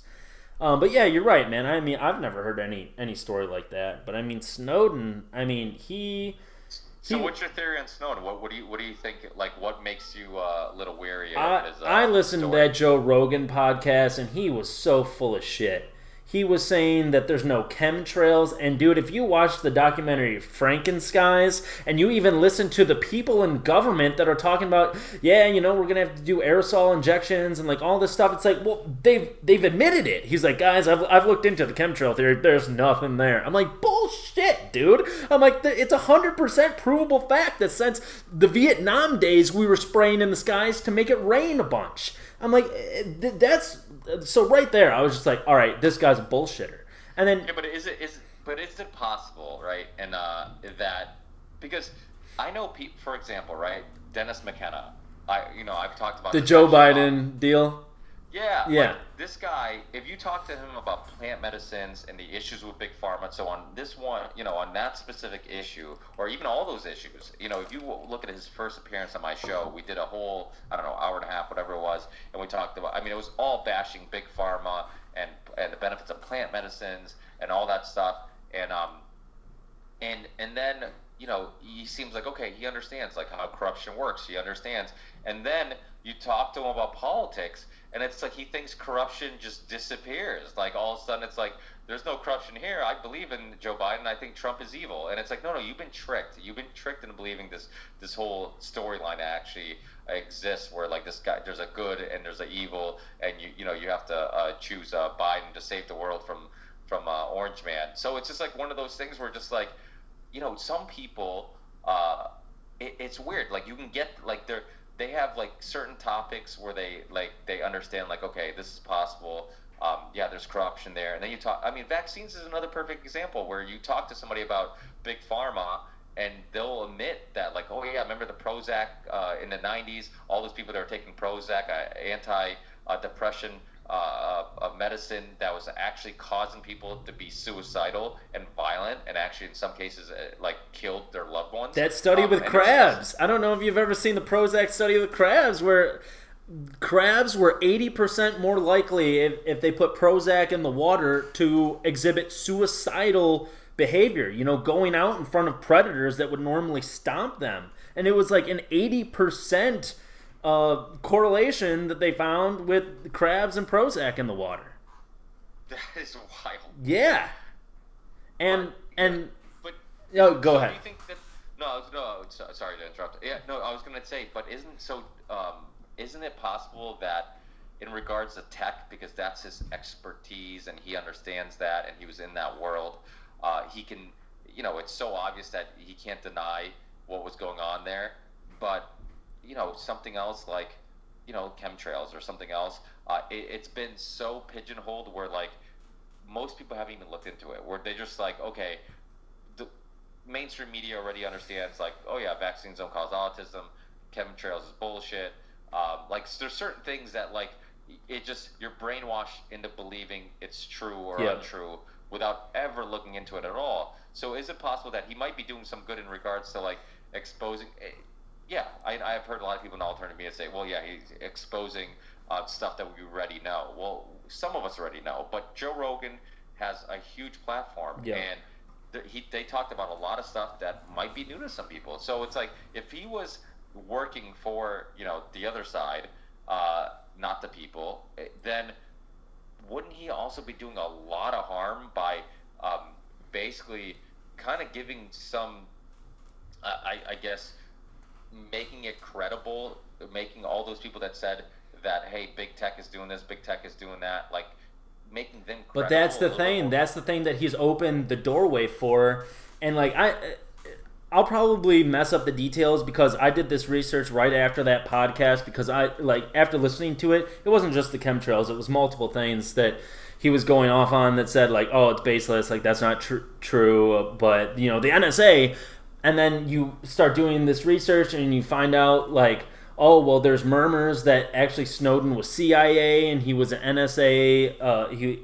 He was implanted into the NSA to kind of, like, take them down. And you look at this thing as, like, oh, there's this NSA and CIA feud, and also Edward Snowden was exposing the NSA, but I think, if I remember correctly, only 22 people in the NSA had information to where they could tap our phones and look at us through our cameras and stuff like that. But actually, Edward Snowden was supporting a bill that would actually outsource that ability to tech companies and stuff like that. So it would actually be in the hands of thousands of people instead of only in the hands of these 22. Now, I don't think any 22 or 1,000, none of them, not a single person should have that ability, because, you know, he also talks about how in the NSA, dudes would spy on their ex-girlfriends and watch them undress and like creepy, horrible shit like that. But you know, he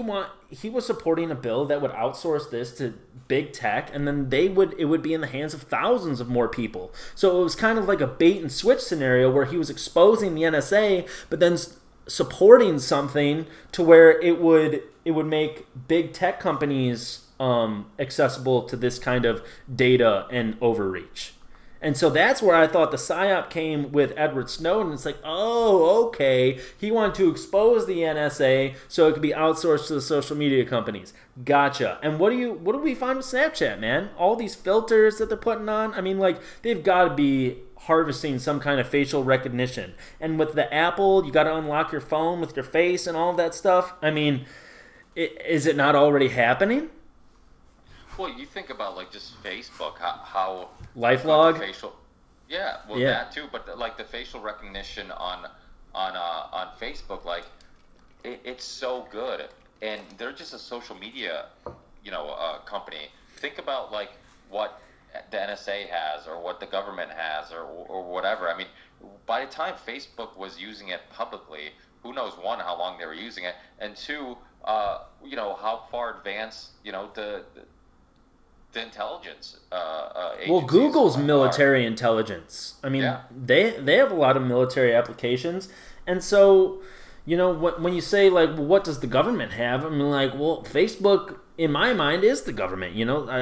They're probably CIA funded and everything like that. So, man, they're definitely working together. I mean, if you're the government and you know the power that the NSA and Corbett did a documentary. I can't remember what it was, what it's called, but it was like Silicon Valley something, all about like the history of Silicon Valley and the links between the agencies and also these companies, how they got started, how they got funding in many cases, and but even if you believe that they were organically organized and put together, and it was just people with a vision or whatnot, even if that's all true.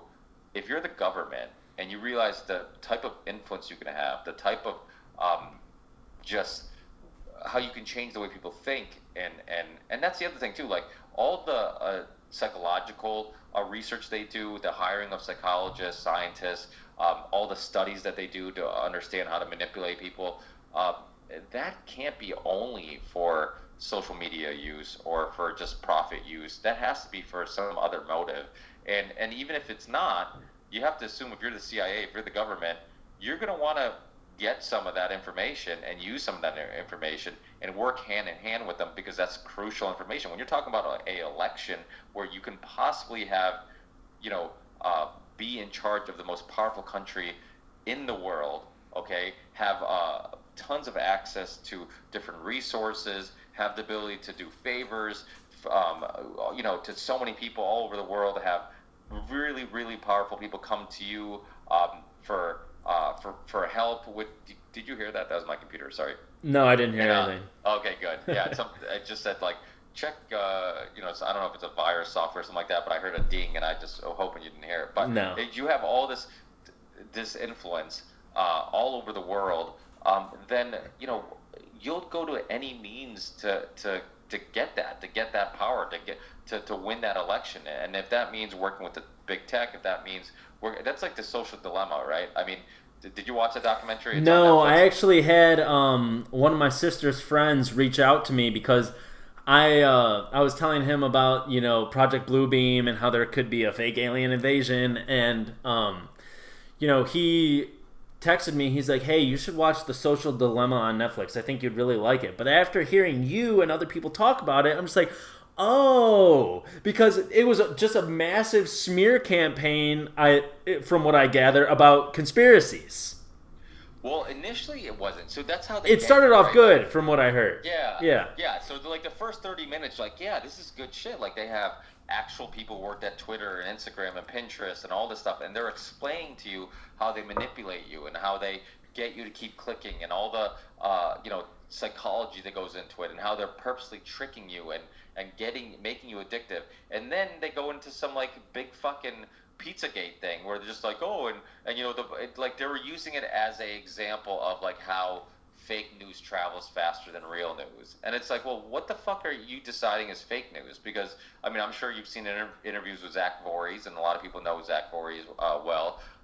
You look at what he says. You look at just evidence from like Dr. Susan Dowd, who did the Big Secret documentary, pulled off Amazon Prime. Del Bigtree's Vax documentary pulled off Amazon Prime. I believe Dr. Brzezinski's documentary. All these people have been on my show and pulled off Amazon Prime. I got flagged for a bunch of shit this weekend because I knew it was a matter of, after I put I'm like, dude, what a bad timing to get Mickey Willis on my show. The most censored documentary of all time, and his interviews were censored everywhere. And that's something you got to be thinking about now, man. I mean, your YouTube channel is prime for being deleted. Well, yeah, that's definitely something I've thought about a lot lately. The thing is, like, and I'm sure you've heard me say this, where because I don't attempt, if you age restrict your videos, it really hurts you in regards to the video being suggested and views and all that stuff. But I also don't have to deal with any of the headaches of like something being flagged as often or whatnot. Yeah. So people who find it seem to be people who actually wanted to find it. And and I don't have marketers. I've never monetized on YouTube. I have no commercials. I've never taken a penny off YouTube because I've always seen it as like one of those platforms. I'm like, this isn't gonna last long. They seem way too PC. I don't want to try to monetize with them or whatnot. So I figured I could go kind of under the radar, kind of age restricting my stuff. Not saying it's for children, 18 plus. So chances are, I think you have to, be signed in to see it. Never monetize from it. But Mickey Willis, with all this, everybody being kicked off YouTube of late, it seems like they're kind of doing it again. You had Red Pill 78 kicked off recently. He's supposed to be on my show. Yeah, he was actually. It's funny. I was supposed to talk to Red Pill 78 the same day I was supposed to talk to you. I had 2 interviews that day. I had mine with you, and then I was going to talk to Red Pill, and then I lost power, and now I'm kind of glad that we had to postpone it because I have to reschedule with him because now he's off YouTube, and now we can talk about that, and that's a huge issue. Yeah. I mean, this guy, he had a huge I mean, he's legit a YouTuber. I'm not a YouTuber. I'm a podcaster who happens to also be on YouTube, but he's a YouTuber. Most of his listeners, if not all of them, are on YouTube. So to lose that's ginormous, and so it's they knock him out. So all this stuff is going on. And then, I hear about the last American Vagabond today from Whitney, Ugh. and I'm just, Whitney Webb said that Ryan got locked out of all his Google accounts, can't even get to anything or whatnot, and then I'm like, fuck, man, and this is the time I decided to upload an interview with Mickey Willis, yeah. And so this weekend, so it was uploaded, and I remember I was telling Charlie and Sam and all these guys, I'm like, dude, I don't know what's going to happen. I wonder if I'm going to get kicked off now that I'm uploading this, because I'm not even being shy about it. I'm not like decoding his name. I'm just like, this is Mickey Willis, pandemic documentary filmmaker. Watch it, Yeah. And, so I'm not even being, trying to be, be secretive about uploading this. I'm just, let's see what fucking happens. I'm like, if I get knocked off YouTube, I get knocked off YouTube. I'm not going to play these silly games of like, oh, let me try to hide his name by using, ones and that's exactly how I feel, man. Like, I just want to talk about the topics. If I get kicked off, I get kicked off. Like, I've already experienced, in like my limited experience with YouTube, I put up my coronavirus expose, and it was case closed, the techno tyranny exposed, or something like that. I can't remember the title right now, but I put it up. It was up for 5.5 hours before it was taken down. I was like, no, because I think I was actually getting a good amount of traffic to it because I had posted it, or I had sent it to Tinfoil Hat, and I had sent it to Jay Dyer and a couple other places, and they put it on their stories. And then so I got like a wave of people checking it out, and then 5 hours into it being posted, it got taken off. I'm just like, God damn it. I'm like, it wasn't even up for 12 hours. Like, if you started it, you were barely able to finish it before it was wiped off YouTube. And so, I put it on BitChute and places like that. But, I mean, that's not going to hardly get any traffic. I mean, I think it has like 90 views. And why I started this podcast is so I could talk to people like you and Monica and Brad. Because, like, I mean, dude, when I listen to your podcast and you're like, you'll have a long-winded, you just go for a while and you're just like, I should have a question. It's like, I'm thinking to myself, I'm like, I would be right after that with something to say. Like, I don't need a cue question. I'll just start going. And then, Monica and Brad, like, I admire them so much. I think they're some of the best researchers out there, and they're just sharp as a tack. So I'm like, I just want to talk to these people and get my feelings out there. And that's why I made the coronavirus expose, because I just had to get it off my chest. And then, right after I make it, they come out with the 94% number and some like really good information. I'm like, fuck, I wish I had that in the podcast. But I mean, I had a lot of really good stuff in it anyway. Yeah, I did that Ricky's rant. I did one podcast during the lockdown. Same thing. Like, I had a bunch of guests that, like, right at the beginning of lockdown, that were scheduled to talk about other stuff. Like, one was Gerard Williams, who wrote The Escape of Adolf Hitler. Grey Wolf, The Escape of Adolf Hitler. Great. I mean, I had him on years ago, and then I rescheduled him for him to come back on. And then guests like him were like, hey, we're in the middle of this whole thing. Like, I don't know if anybody wants to hear us talk about World War II and Hitler. And I'm like, yeah, you're right. Maybe we'll reschedule. So I was having all these guests kind of like, say, hey, let's wait, let's see this out, let's see what's going on. And then I'm like getting so frustrated, like doing research and listening to people I like and just, uncovering all this information. I'm like, dude, I gotta fucking get this off my chest. So it was the only time I did a solo podcast, and it's called Ricky's Rants. And I was just so angry that it was actually kind of easy. I'm like, I can't do this all the time. I've attempted actually years ago to let me just see if I can record a solo podcast. I had like a giant hole in my schedule, and I'm like, you know what, let me give the listeners some content. I'm like, let me just, record and see what happens. And I'm like, 5 minutes, and I'm like, oh, I don't know about that. I'm like, maybe I should say this, maybe I should. And I'm like, this fucking sucks. I'm like, it's so easy.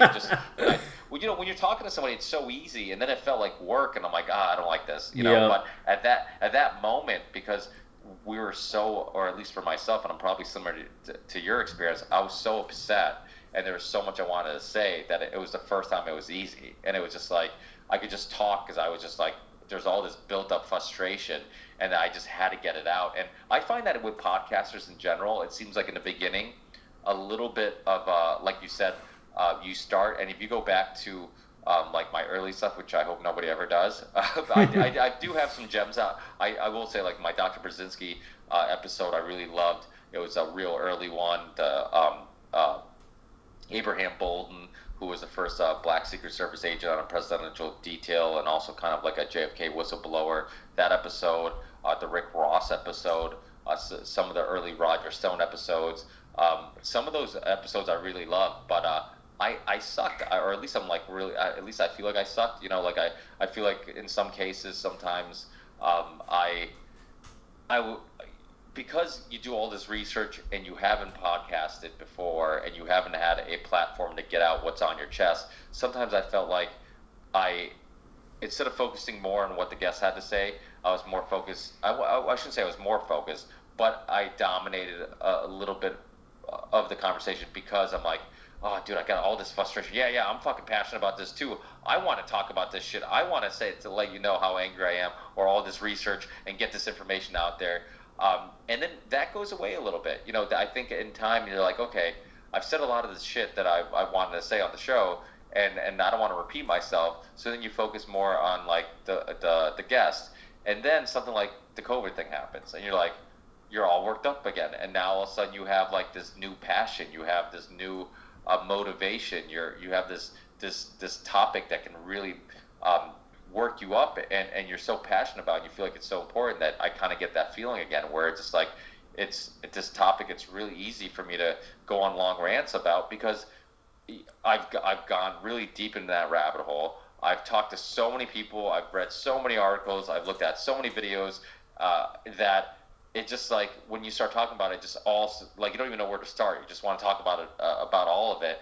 And really, this is one of those issues that it just, like, it affects us all so personally that you can't help but get upset about it. When and you just want to, like, grab your friends and shake them and be like, how have you not been able to see it after everything that's come out? Like, 50 to 80% false positives. 94% of people died with at least 3 other comorbidities. Study from Stanford said 1 in 19.1 million chance of actually dying from coronavirus. Like, it's statistically almost impossible to die from this thing. How are we still in this paradigm? And then people are just like, I know someone that had it. It's like, oh, like, that just completely invalidates what I just said. Well, that's the thing. Like, oh, I know someone who had, but it's like, but I'm telling you that there's false positives. I'm telling you that hospitals have. I mean, I had Dr. Scott Jensen on. I don't know if you listened to that I did. interview. Yeah, I mean, there's doctors coming out saying, yeah, hospitals had incentives in lying about what was killing people. I mean, you had Dr. Birx during a press conference say, we're being very, liberal with these counts, and we're counting people with the virus and by the virus as the same thing. I mean, they're coming out and openly saying this, and it's kind of like what we talked about before. Like, sometimes you don't have to go down some scary rabbit hole. Like, it's just out there. You just have to open your eyes and just pay attention. And if you pay attention, you're like, holy shit, like, they're lying to us to our face. Like, there's stuff going on, like, right in front of us, and we're still denying it. And so, yeah, I mean, it boggles my mind. I mean, I think now it's become more and more obvious that most people's stance, like, I think at the height of the lockdown, some of the people I was arguing with or fighting with online and trying to get through to them, like, they were motivated by fear. I think they were scared, and I think that was one of the reasons why they were resisting, because maybe they believe that, like, dude,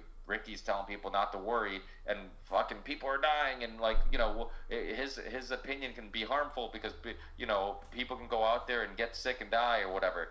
But now it's not about that. Like, if anybody who disagrees with me on anything in regards to the coronavirus, it's all politically motivated. The only reason you disagree with me, the only reason you're still saying masks are important, we should be wearing them, the only reason you're saying that locking down the country was the right move and we should have done it longer and whatnot, it's all because your political party is also saying the same thing. I mean, that's all. Though, it has nothing to do with, like, fear anymore, and I'm convinced of that. I don't know anybody who is still acting like, Trump should have took the virus more seriously, who is saying that because they thought the virus was actually scary. It's more because that's what their political party keeps saying, so that's what they're repeating. They're saying, hey, our political party keeps saying that he should have took it more seriously. He opened up the country too soon.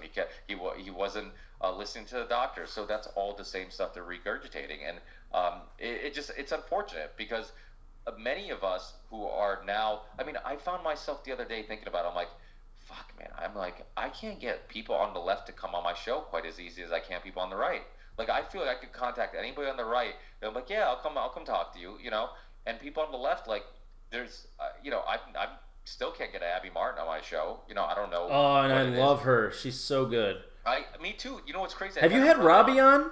A bunch of times. Oh, okay. Robbie's been on so many times. I actually had Robbie on a Swapcast, and I had him on a Swapcast during the lockdown. I'm like, I want to gather a couple people from alternative media. I think it was Robbie, Jeffrey Wilson, and maybe it was Charlie and Sam. I don't know. It was a Swapcast that I put together, and I'm like, hey guys, let's come together. Let's talk about what we're researching, what our opinions on shit, and I don't, I listened to a couple Media Roots podcasts afterwards, and I'm like, Robbie was way less agreeing with us than maybe he let us know on that Swapcast. I think he was, but he was always super polite about it. But then you hear about, like, he was polite, and it seemed like he was open to stuff that we're saying, and then you hear him on Media Roots, and you're like, I'm like, I think he disagreed with us way more than maybe he was letting us know. Well, and he went on Jason Bermas's show, and he was saying that in the beginning,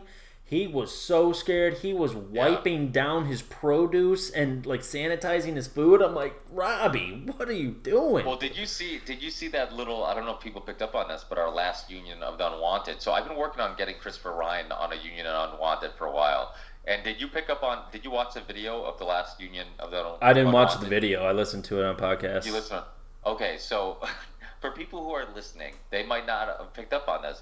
Here's a little inside secret. So Chris Ryan, and I don't know if I haven't talked about this anywhere yet. So Chris Ryan, he initially agreed to come on the podcast, and I let all my Patreon supporters know kind of what's going on behind the scenes, and I let them know, hey, I booked this person for the show. This person I convinced to come on the Union Unwanted. So he was one of the guests that I actually had scheduled for the last Union of the Unwanted, and so I scheduled him like soon after the previous one, the one before that. So it was like a 2-week period, and I'm like, hey, in a couple weeks we're doing this. I'm like, here's some info about the Union Unwanted, what I'm doing, what I'm attempting to do, the people who've been on, all this stuff. Yeah, that sounds cool. I'm down. I'm like, oh, fucking awesome. I'm like, I got Chris Ryan. Shared on Patreon. I let Sam know and Charlie, and I'm like, hey guys, I'm fucking, I'm killing it with this booking thing. I'm like, I'm getting so many cool people on the show. And then like I threw him a little reminder. I don't know if some days in advance or maybe a week in advance. I'm like, hey, just remind you that like, hey, it's coming up. It's gonna be Monday, 7 p.m. Eastern time. And he's like, yeah, I listened to a couple episodes. I don't think I want to, come on. And I'm like, oh no. Hey. Yeah. So I'm like, fuck, man. So then I'm like, I pondered on it for a little bit, and I'm like, dude, I think he, if he listened to Union Unwanted, I'm like, he might just be hearing like tons of people on the right, Trump supporters, and he might think this is just like a giant echo chamber of Trump supporters. I'm like, so I wrote him like a email, and I'm like, listen, I'm like, Chris, I'm like, you've been on my show. I'm like, Dennis McKenna's been on my show. Greg Pallas has been on my show as a solo guest. This was before he was on the Union of the Unwanted. Mm-hmm. And I'm like, and I was going on just down, Robbie Martin, Abby's brother, has been on a bunch of times. Professor Richard Wolff, who is a Marxist scholar. Can't go further left than that. Yeah, exactly. And I'm like, this isn't an echo chamber. I'm like, I'm not trying to have people on who, who disagree with me so we can all just repeat the same shit. I'm like, I want to have interesting discussions. So I think I got through to him, right? Eventually I got through to him, and then he agreed to come on again, right? So I'm like, yes. I'm like, this is awesome. So prior to starting the live stream, people are showing up, and I'm like, throwing them into the Zoom conference call, and Chris is one of the ones that showed up. I'm like, oh my god, he actually fucking showed up. I'm like, this is awesome. So I go live, and like 2 seconds into going live, he just clicks out, and I'm like, what the fuck? So if you watch the video, the bottom square is, and it's funny because I almost cut that part out of the video. I'm like, oh, I'm like, maybe, well, I'll just cut it out. I'm like, you know what? I want people to know that I'm like, I actually made an attempt, and all my Patreon supporters, I'm not a liar. I actually did get him booked. And I'm like, he showed up, and then he, and what's funny? I didn't know, the reason I was so surprised he was going to show up, because literally that same Monday, this last Union Unwanted, that day he released an episode on his podcast, and Gently Speaking, saying, I think it's like, wear your fucking mask, or wear your mask, or something like that. And I'm just like, I'm like, this is gonna be interesting. Here's something and I actually listened to it that day. I listened to like half of it while I was kind of I was writing emails and sending Zoom links. I was like listening to that podcast, and I'm like, well, this is gonna be interesting today if he shows up. and I'm like, but I honestly thought it was gonna be a great opportunity, because I'm like, I'm gonna have Greg Pallas on, who's also on the left. He leans left. I mean, he just wrote a book called, how Donald Trump stole, 2020, 2020 election. And then I'm also going to have Scott Horton on, which, even though he's a libertarian, if you listen to his appearance on my show when during the lockdown, we completely disagreed on the coronavirus. On almost everything, but it was actually a really good conversation, because, I mean, it was just like two dudes respectfully disagreeing and honoring each other's opinion. Yeah, and that's exactly what happened. And it's funny you say that, because a lot of people gave me like tons of positive feedback on that, where a lot of people didn't give me positive, negative feedback. Actually, in some cases, I think I did. I think I saw like a review somewhere where they're like, this Greg Palast guy is a crazy lefty or something like that. I'm like, why the fuck are you giving me a 1-star review? I'm like, go to does he have a book? I'm like, go to his book and give him one. I'm like, why? I'm like, I'm open to people. Oh, like, you're reading the reviews, man. That sounds like a bad idea. It's funny because I don't, and every once in a while, like I get emails where like Google or somebody will send me, oh, somebody reviewed your thing or whatever, or Chartable's another one that will send me emails, and every once in a while I accidentally open it and read it, and I'm like, oh fuck, man. Same thing with like YouTube comments. 90% of them I don't read, but every once in a while I'll have like a really like nice, sincere comment, and I'm like, I want to like let them know, like, thanks for being so nice and thanks for liking the show. So like every once in a while I'll read one just in case it's somebody super nice, and I want to just kind of let them know that I'm paying attention and thanks for the support or whatever. But yeah, so it's like it's just Chris Ryan he got cold feet. I end up emailing him actually during the show, and I'm like, hey Chris, what the fuck happened? I'm like, did I lose you? What because I was having some technical difficulties that get going live, and I'm like, did the technical difficulties? I think you actually sent that to me. You're right. Yeah. Yeah, that's right. Because I end up because I was, you know what it was. Your name's Ryan, and I looked at the most recent one of the most recent emails that said Ryan and not Chris Ryan. So I end up, it's funny because it did hit me that after that I'm like, fuck, I think what's actually, this is actually really funny. I think first I sent it to you, and then Ryan from The Last American Vagabond was also on, and then I sent it to him. I'm like, oh fuck, I think I sent it to the wrong Ryan, and then I sent it to him, and then it was only after the third email that I'm like, oh shit, I keep sending it to the wrong person. I'm like, let me send it to Chris. So I sent it to Chris eventually, and then Chris writes me back saying, like, hey, it's like, oh, I'm not a big fan of Zoom calls. Especially when it's like big crowds or whatever, this and that. So I just got, I'm just thinking, yeah, but we just had a discussion about this, and you said you watched the episodes, you knew what was going on, like you knew like the platform, if you listen to the episode, you know kind of what was going on. So I don't know what gave him cold feet, and I'm hoping I can get him on my show. But when I told him like, hey, I apologize for, I'm like, sorry that you got cold feet and you didn't participate and you didn't want to be on the show. But if you want to be on my show as a solo guest, again, I'm more than happy to have you on anytime. And I haven't heard back yet, so I don't know if he's been busy or, but I'm starting to get a little worried that like people are starting to think I'm like this, like, Louder with Crowder show where I just have people on one side. Not that he not that his show's awful. Like I like his show and he has some good guests on, but he's kind of known as a righty. And I'm like, I don't want to be known as either or. Like, I don't want to, like, I want people to be willing to come on, and regardless of what side of the argument you're on. And, I've even hosted shows like with James Corbett and Hunter Motz from, who used to do the Brian Callen show. He's the co-host, and also Mixed Mental Arts. He was the co-host, and I really got along with Hunter. Me and him really hit it off. And James and I have always had a good relationship, so I convinced them both to come on to talk about education and that stuff. I had Hunter on, also debate Adam Kokesh. They did a part 1, part 2, which was a really fun discussion. And it was just like, I'm like, I do it not because I'm on a team or I'm trying to make one side look bad. I do it because I'm truly exploring all perspectives. And that's why even during the lockdown, when people were like, oh, you're just like this conspiracy theory. You're this, I had people accuse me of being a Q guy. And I'm like, I've never done one show related to Q. I mean, I might have had a guest on that maybe subscribes to it. But I'm like, I've never had them on to talk about it. And if they were on, I probably, if it was brought up, it was, quickly just kind of, moved on to the next topic.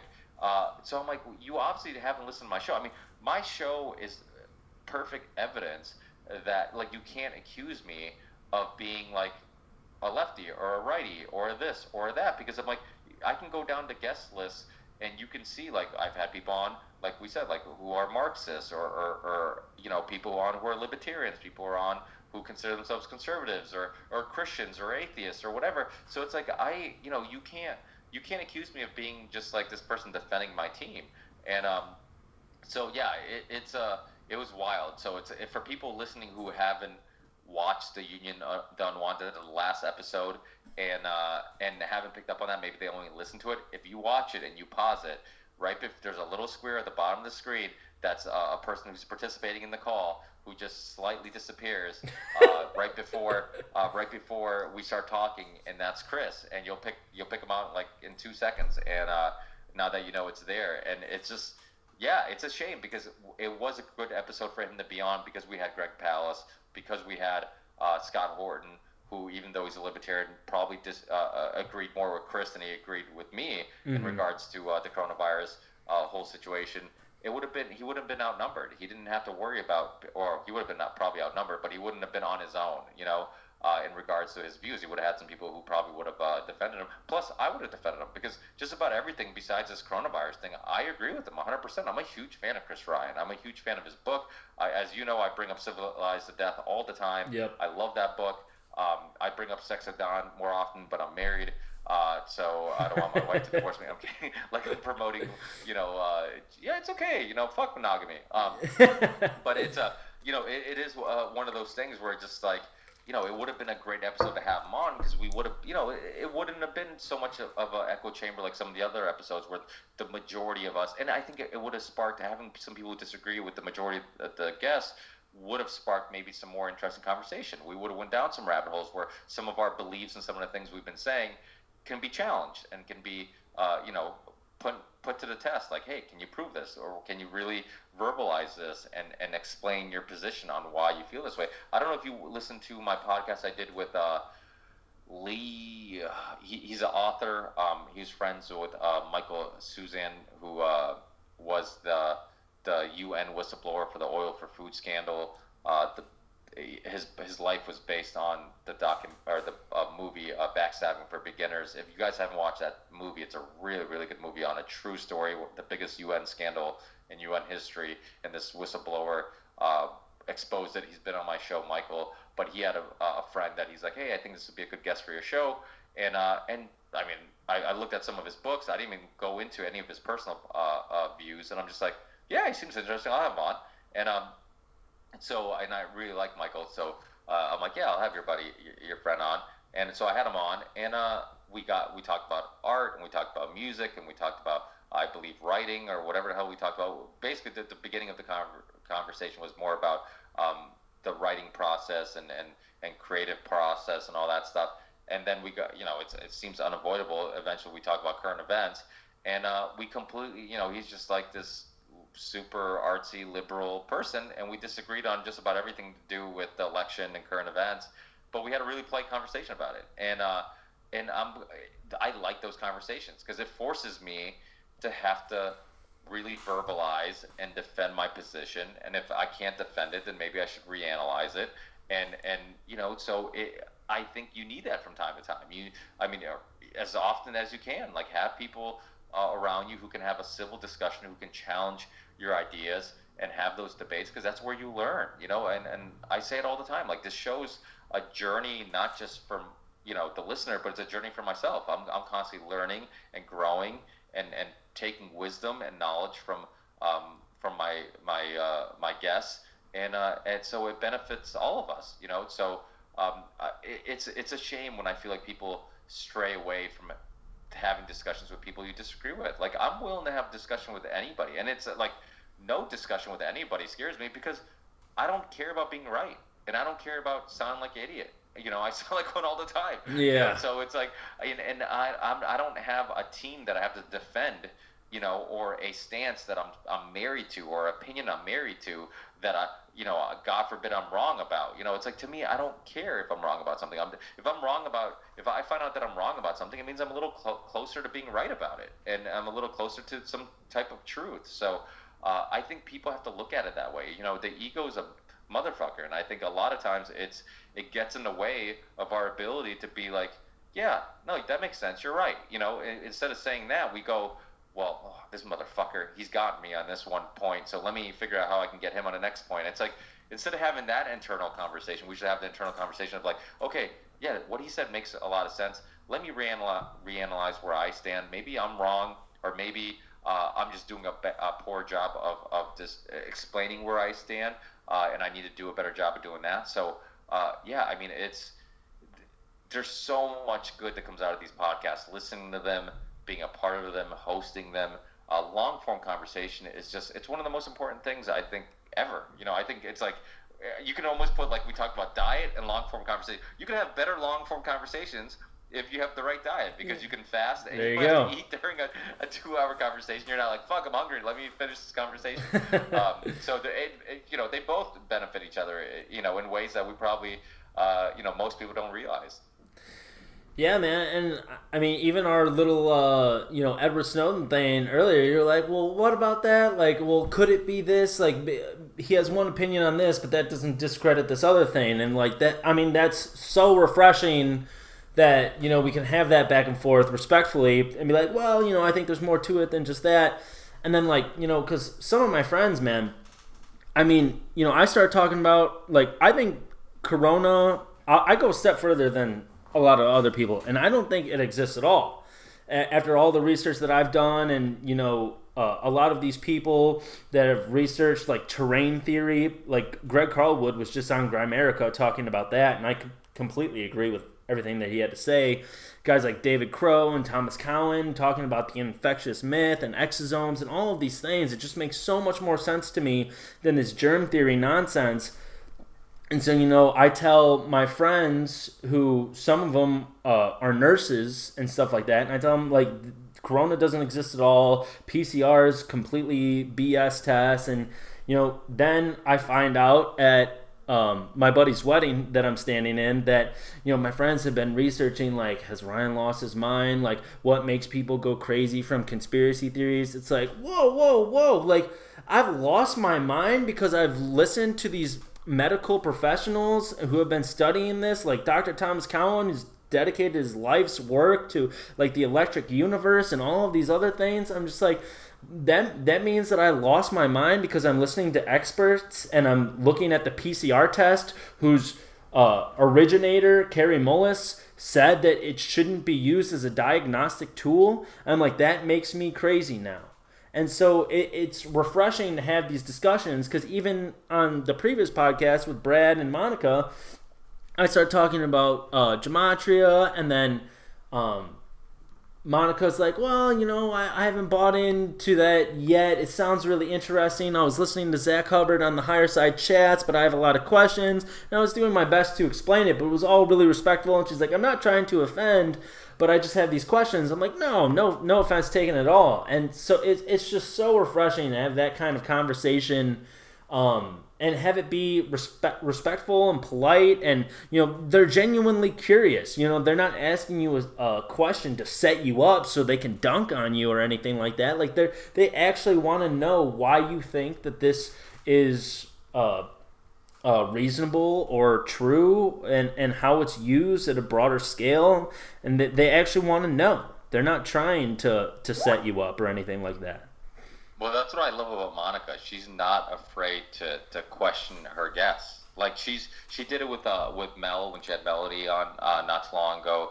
They kind of questioned each other a little bit and kind of pushed back at each other. But those are the funnest conversations. Like, I love conversations where I can see two, really creative thinkers and minds going at it and really challenging their ideas and see how they explain it, and if they have a good well thought out opinion, or if it's just something that they heard one place and they kind of just seemed like it makes sense and they just went along with it. So I think all that's super, super important. I mean, when I had Jack Abramoff on my show, Roger Stone, I pushed back on some things, politely. I wasn't like, oh, I'm gonna get you, motherfucker. Like, it's like, hey, I don't know if I agree with that, but as long as you're not, but the thing is, like, people can tell when you're trying to make them look bad, or you're sincerely just curious and you're asking questions. And I think most people can tell, and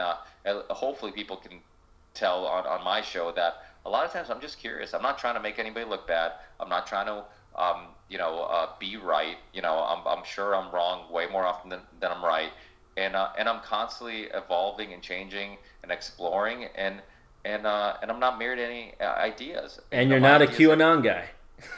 I'm not a QAnon like you've guy. been accused of. Against popular belief apparently, because we Yeah. had a lot of QAnon people on. Anybody who genuinely wanted. listens to the show knows that you're a genuine, honest guy and that you're not QAnon. But I mean, Brad Binkley talks about how in the mainstream they're painting everything as like QAnon now. But anyway, dude, I mean, I really appreciate you coming on, and I love the conversation. I mean, like you've said, it just seemed so easy to talk. I mean, for the first hour and 15, we talked about diet. I mean, I had some questions that I wanted to ask you, because I feel like sometimes you don't let us know like what you really think about a subject. So I really wanted to drill down and ask you some spirituality questions and stuff like that. But I mean, I loved our conversation. I loved how easy it was, how we went off on diet. I mean, I had no idea we were going to talk about that, but I loved that conversation and how easy it was to talk to you, man. I mean, you're just an easygoing guy, and I can sit back for 10 minutes and just let you talk about whatever you want to talk about. Share that thing about Chris Ryan. That was really cool. I mean, to be on the Conspiratorial Conspiring podcast first, other than anywhere else. So yeah, man, I want to let you go. I know it's getting late. You gotta eat. So it was really cool, man, and I'm really honored that you came on. Thanks, Ryan. I really appreciate it. So your show, is it up and live yet, or are you still? Yeah, it's live. I post on well, I'm trying to get it on Apple Podcasts right now, man. Like I said, I'm not tech savvy, and it keeps saying that my podcast artwork is too small or too big, and then I made it fit the parameters that it has to be, but it still won't go on Apple Podcasts for some reason. So it's on Spotify and SoundCloud and Podbean and YouTube and BitChute right now, but I'm trying to get it on Google and Apple. So Are you using Podomatic as your host, or who are you? I'm using Podbean. Oh, Podbean. Okay. Yeah. So do they work with iTunes directly, or?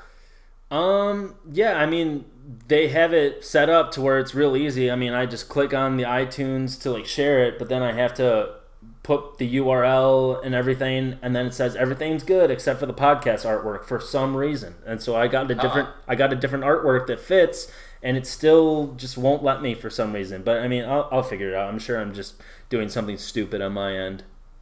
Yeah. Well, I know. Yeah, certain platforms, they want like a bigger piece of artwork because it looks better on like a bigger screen, or so they want a specific size or what. I've had that issue with certain things. I use Podomatic. They're kind of the same thing as Podbeam. I'm assuming, where I just post on there and then they send and distributes everywhere else. Yeah. So it makes your life a lot easier. Awesome. So it is just about everywhere besides iTunes, and you said Google Play. Yep. So it's really anywhere else. So awesome. Yeah. Well, a lot of people are using Spotify now and and whatnot. So especially with the Rogan crowd all shifting to Spotify soon, when he makes it exclusive over there. How many episodes is this? This is going to be episode number 6, because I believe the coronavirus was 4, and then Prop Report was 5, so I think this is going to be number 6. And I actually have another one that I'm going to record soon, because I was doing some deep diving on this company that's censoring information, and I haven't heard the Propaganda Report talk about it, so I'll be educating the Propaganda Report for once. Nice. Yeah. That's awesome. Well, I mean, I think you have a awesome thing ahead of you. You're killing it with these conversations. You're very similar to myself, where you're easy to talk to, and just very casual style, which I like, and I think a lot of listeners like. I'm sure eventually you'll be compared to Joe Rogan a lot, like I'm compared to Joe Rogan, just because a lot of people like that, like casual. It's not really an interview type of show. It's more of a casual conversation type show. So, and you obviously, you're passionate about it, man. Like, I'm so glad to meet people who are like not procrastinating and just doing it. Just do it, put it out there. Well, I'm ashamed to say that I actually procrastinated for a long time. Like, I finally just had to like just start throwing stuff out there, because I'm just like, I always wanted to do a podcast and I wanted to talk to these people, so I just got to start throwing shit at the wall and see what sticks. Yeah. I mean, what do you got to lose? I mean, you record it. One thing I thought about was like, okay, I record it, and even if I just get something out of like attempting to put out my opinions and ideas. Like it's just sometimes when people say, "Oh, I just need somebody to talk to." I mean, what you're really saying is like, I need to get the shit off my chest, and like a podcast is a way of doing it too. You're getting some stuff off your chest. So I mean, I'm like, if nobody listens, at least I'll get some benefit in that regards. Yeah. So awesome. But hey, we'll have to reconnect again in the near future to so you can maybe ask some of those questions that you didn't get to today. Chances are the next show we also won't get to it. Yeah, we'll start going off about something else. But thanks, Ryan. I really appreciate it. Keep up the great work, and if I can help in any way, let me know, and well, hopefully we keep in touch. All right, man. I'll let you know right now. If I hit this, if I hit the red end the call button, will it also end the recording and save it? Yeah. So what's gonna happen is like once we hit the end call thing, you see in the top left hand corner it says 2 hours 15 minutes. That's the recording. Yep. That's since we started recording, and once you hit stop, now in the chat, right, you're gonna see it'll probably take a little bit because it's been a long call. And then if you just wait, keep it open, or even if you close it, just for future references, I've done it where I've closed it. I'm like, fuck, I didn't see the video. I didn't let the video process, and then I open it and the video is there. So okay. It's, so I don't have to worry about like accidentally exiting out because you're in a rush and then the video disappearing. So if you check on it, or if you just keep it open, eventually the video is just gonna pop up right there, and you can just right click it and go to like download or save as or whatever, and you can put it right onto your computer, and then you can do anything you want with it. You can upload it on YouTube, use it as your video, or put it in. What I do is I'll put it in like some like video movie maker software. Then I just throw my intro right in the beginning of the video, then and then that's it. Just kind of make it look a little bit more professional, but that's it. It's pretty simple. I like it because the thing about Zoom is that like I think I told you before we start recording, only I get the video and audio and all that stuff if I record it, and because I'm the host, nobody else gets it. Where this, like, immediately the guests and I get access to it. So if they do want it, we can both download it. We both have access to it for 30 days. So, something that you might want to do for future shows if you want to start uploading video, or you want an easy way to record the video. And also, like I said, to have an audio backup if something happens and you can't find audio, you can always use the video. And I know in Pro Tools, if I put the video into Pro Tools, it'll convert into audio, so I can use it as a audio backup, if something goes wrong. Fantastic, man. Well, I'm already looking forward to our next conversation. I hope you have a great night, dude. Yeah, you too. Thanks, Ryan. Take care. All right, see ya.